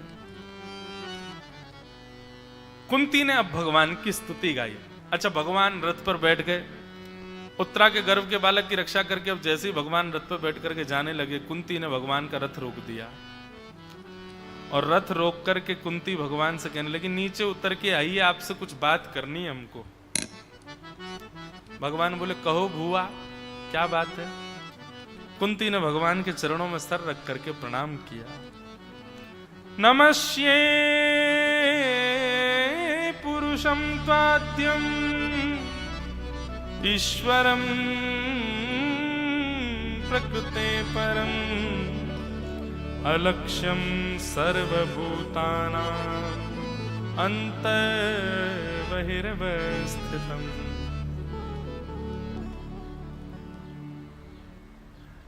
कुंती भगवान की स्तुति गा रही है और बहुत सुंदर स्तुति है कुंती की। कुंती कह रही है, ठाकुर जी मैं आपको प्रणाम करती हूँ, नमस्कार। भगवान बोले उल्टी गंगा बहारी बुआ, चलो खड़ी हो जाओ, मैं प्रणाम करूं। भतीजे प्रणाम करते हैं बुआ को, बुआ नहीं करती है। बुआ तो मालपुआ खिलाती है भतीजों को। कुंती बुआ कहने लगी, मैं आपको प्रणाम इसलिए करती हूं क्योंकि मैं आपको जानती हूं। भगवान बोले अच्छा, या तो रामचरितमानस में केवट ने कहा था कि मैं आपका मर्म जानता हूं, या श्रीमद् भागवत में कुंती कह रही है कि मैं आपको जानती हूं। कहे तुम्हारे मर्म में जाना, केवट कहता है ठाकुर जी से, बोले आपका मर्म में जानता हूं। जिसको वेद पुराण भी कहते हैं कि हम कभी ठाकुर जी को समझ नहीं पाते। वेद तरुम प्रतिशाखम मृगतम मिलितम न तद ब्रह्म। एक बहुत सुंदर श्लोक है हमारे वृंदावन में कहते हैं, वेद तरुम प्रतिशाखम मृगतम मिलितम न पर ब्रह्म। नारद जी बोल रहे हैं मैंने वेदों की शाखाओं में ढूंढा, मुझे पर ब्रह्म नहीं मिले, मैंने वेदों में खोज लिया। श्रीमद् भागवत में ब्रह्मा जी कहते हैं मैंने 3 बार वेदों का अध्ययन किया, पुनश्च पुनः पुनश्च पुनः पुनश्च पुनः। क्यों किया? मुझे भगवान मिले हैं इसमें। मिले? बोले नहीं मिले। तो फिर कहां मिले? तब नारद जी कहते हैं मिलितम मिलितम, मिल गए मिल गए मिल गए। कहां मिले? बोले गोप वधूटी पटांचले न बद्ध। बोले कहां मिले? बोले वृंदावन में एक गोपी के हाथ में गोबर लग रहा था, उस गोबर से सनी भई गोपी के आंचल में डूब के भय मैंने परब्रह्म को देखा। मैंने परब्रह्म को कहां देखा? बोले गोप वधूटी पटांचले न बद्ध।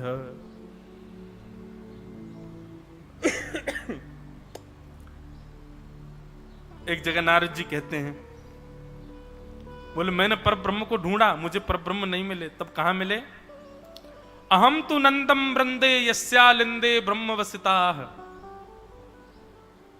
श्रुतिमपरे स्मृतिमपरे भजन्तु भवमीता नीतिमपरे।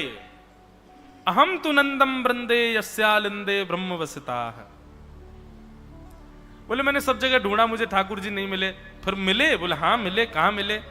बोले वृंदावन में नंद भवन की दहली पे लटके भय मिले मोकू। और लटके भय भी नहीं, लिंदे यानी कि लदे भय। लदे भय मतलब जैसे बालक ऊंचाई से उतर रहा हो, बिस्तर से उतर रहा हो, छोटा बालक, और उतरते समय उसके पांव वो पूर्ण रूपेण खिंच गया हो और उसके पांव जमीन पर ना लटक रहे हो तो लटक जाए बिस्तर पर। अब वो सोच रहा ऊपर चढ़ूं कि नीचे जाऊं, नीचे जाऊं तो गिर जाऊंगा, ऊपर चढ़ूं तो कैसे चढ़ूं। तो ऐसी लदी हुई स्थिति में बालक क्या करता? रोता है, फिर चद्दर पकड़ लेता है बिस्तर की और जोर जोर से रोता है, मां मुझे बचाओ मैं गिरने वाला हूं। बोले ऐसे लदा हुआ मैंने नंद भवन की दहली पे लदा हुआ परब्रह्म को देखा। बंधु, भागवत जी के आश्रय में यदि प्रेम पथिक होकर के चलने लगे ना तो फिर संसार सब मिथ्या हो जाएगा। प्रेम ही महान है। भागवत अद्भुत है। कुंती कहती है मैं आपको जानती हूं। भगवान बोले अच्छा क्या जानती हो? बोले आप साक्षात परमात्मा हो। भगवान बोले अच्छा हम परमात्मा हैं? बोले हाँ। बोले परमात्मा तो यत्र तत्र सर्वत्र रहता है, तो फिर मेरे द्वारिका जाने से आप लोगों को इतना क्षोभ क्यों हो रहा है? मैं तो कण कण में विद्यमान हूं। परमात्मा तो सब जगह होता है ना। और भुआ जब आपने बात छेड़ी है तो फिर इसको पूर्ण करो। अगर मैं परमात्मा हूं तो परमात्मा सब जगह रहता है, तो फिर सब जगह रहने वाला परमात्मा दिखता क्यों नहीं है? स्वयं परमात्मा प्रश्न कर रहे हैं और भक्त उत्तर दे रहा है। कुंती की ऐसी स्तुति है। भगवान पूछते हैं, बोले यदि मैं परमात्मा हूं भुआ तो बताओ परमात्मा तो सब जगह रहता है, मैं सब जगह दिखता क्यों नहीं हूं? तब कुंती भगवान को उत्तर देते हुए कहती है कि माया जवनिका छन्न आज्ञा दुक्षजमव्ययम् न लक्ष्यसे मूढ़ दृशा नटो नाट्य धरो यथा। कुंती कहती है आप सब जगह हो, दिखते क्यों नहीं हो? बोले क्योंकि नाथ माया का पर्दा चढ़ा हुआ है। बोले जिस प्रकार कठपुतली नृत्य कराने वाला नहीं दिखता, कठपुतली दिखती है। कठपुतली नाच रही है, गा रही है, हंस रही है, बैठ रही है, रो रही है।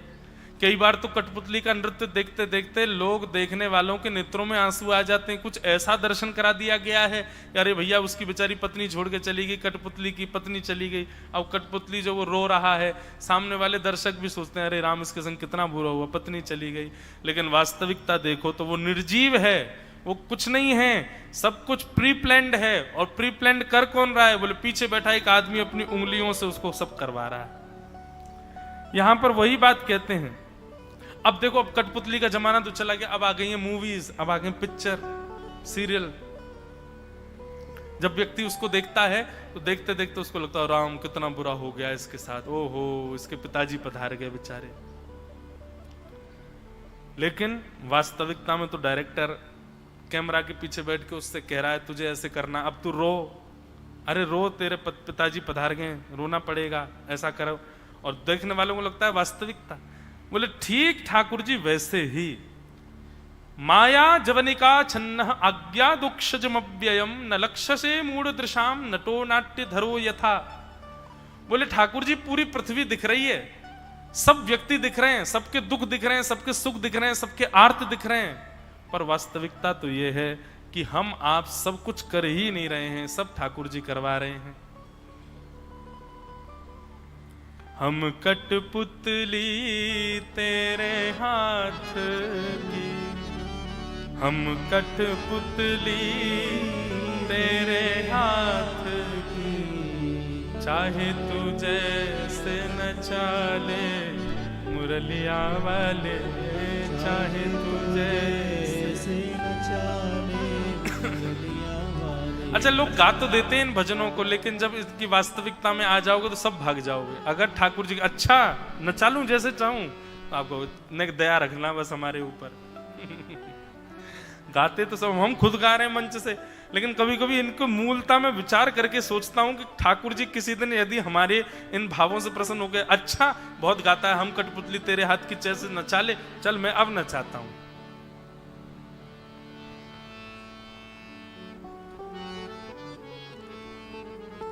सूरदास जी का एक पद है, नाचो बहुत गोपाल अब मैं, नाचो बहुत गोपाल, काम क्रोध को पहर चोलना, कंठ विषय की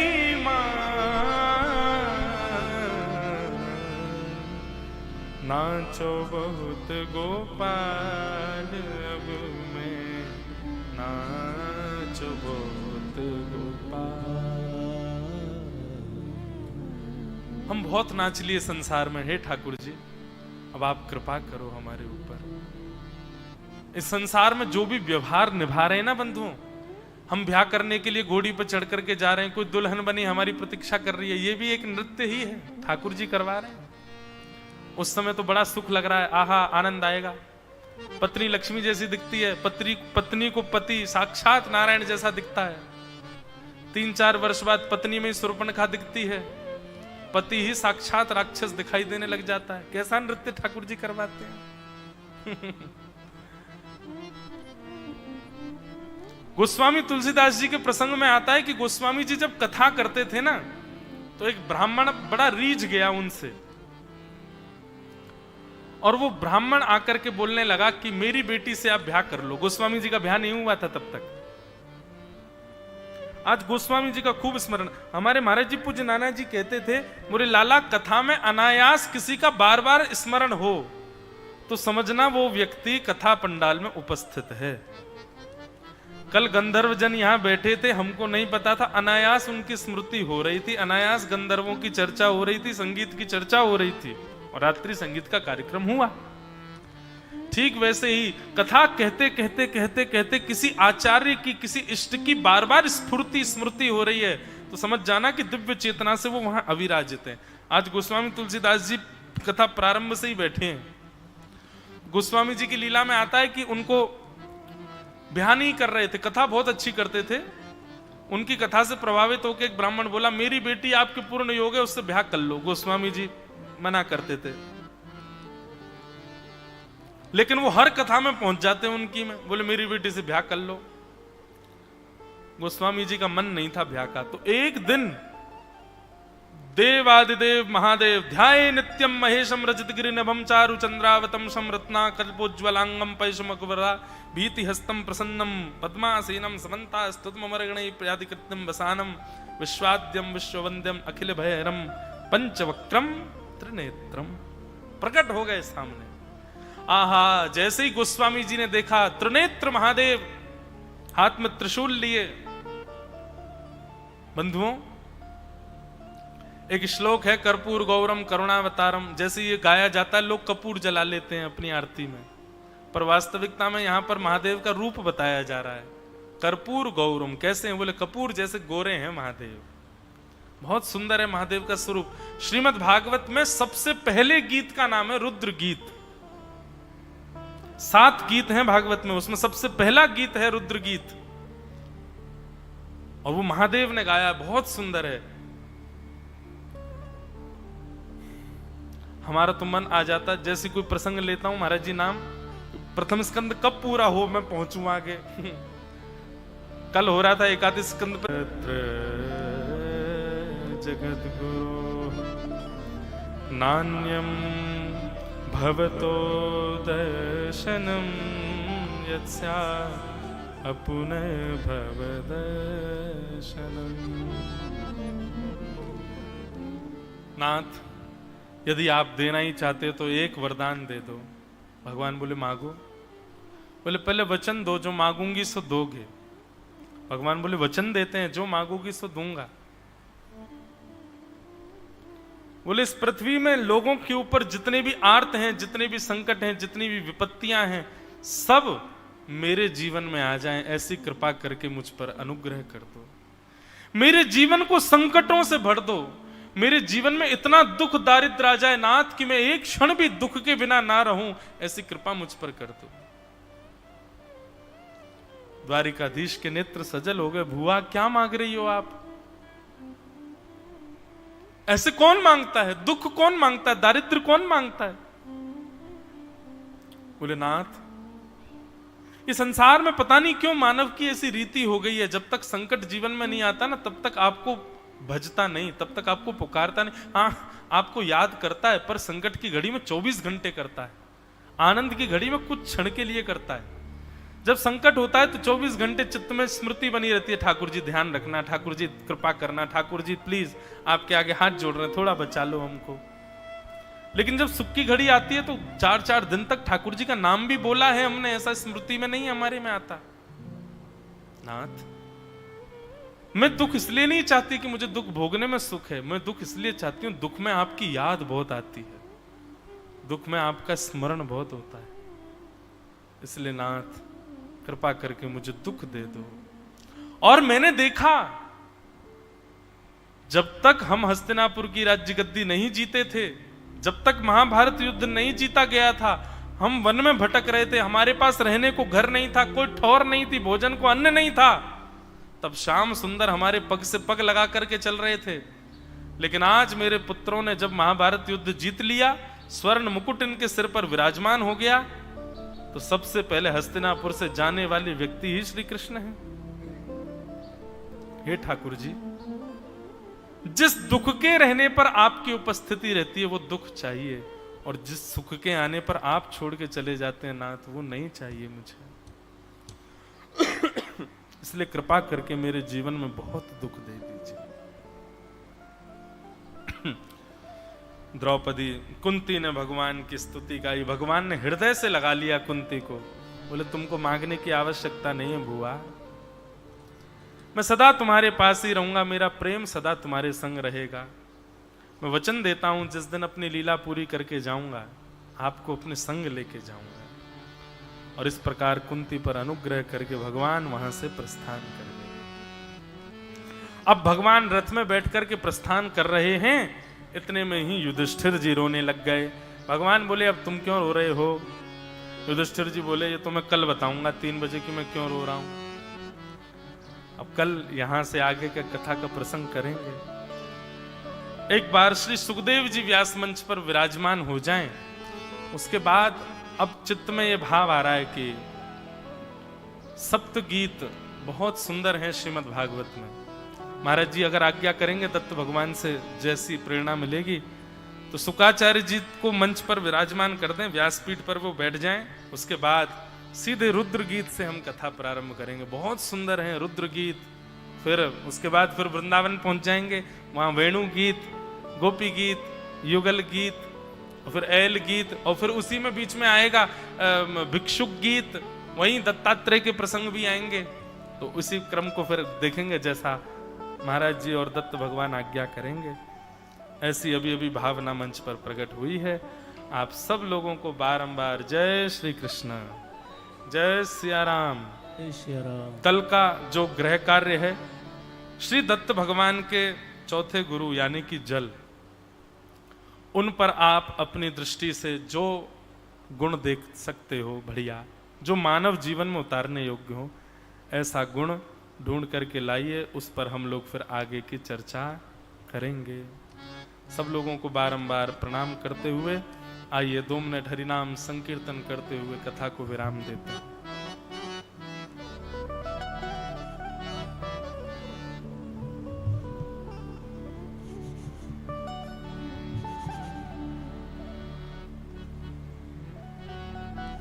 मैं जाऊं तुरे चरण कमल पे वारी, मैं जाऊं तुरे चरण कमल पे वारी, मैं जाऊं तुरे चरण कमल पे वारी।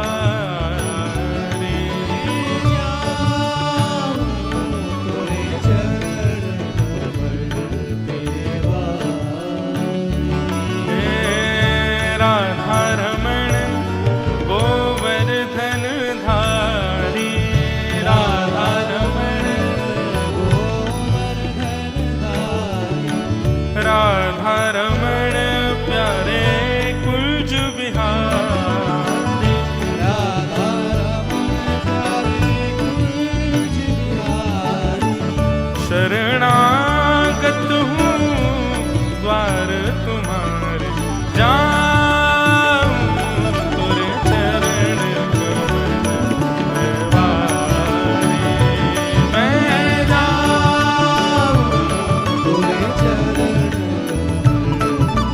वारी, मैं जाऊं तुरे चरण कमल वारी।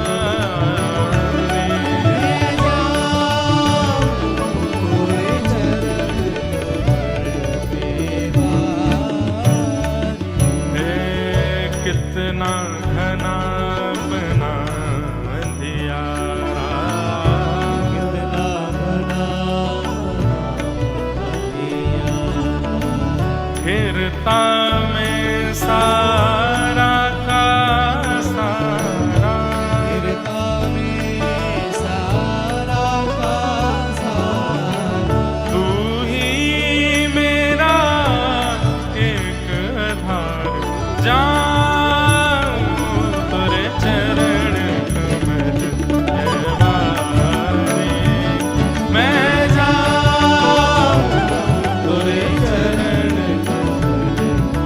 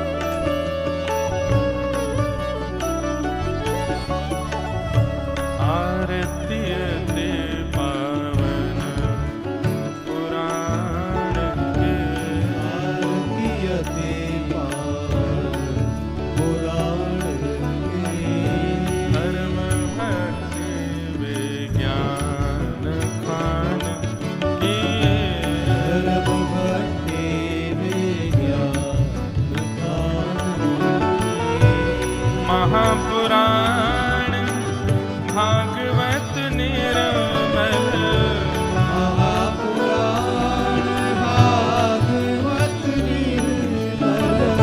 सुखम कवि गलित निगम कल्प फल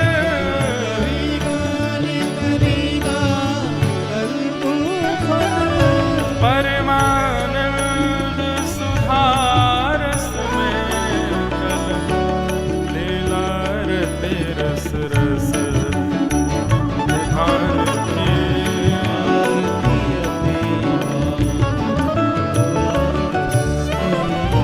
विषय विलास विमोह विनाशिनी विषय विलास विमोह विनाशिनी विमल विराग विवेक विकासिनी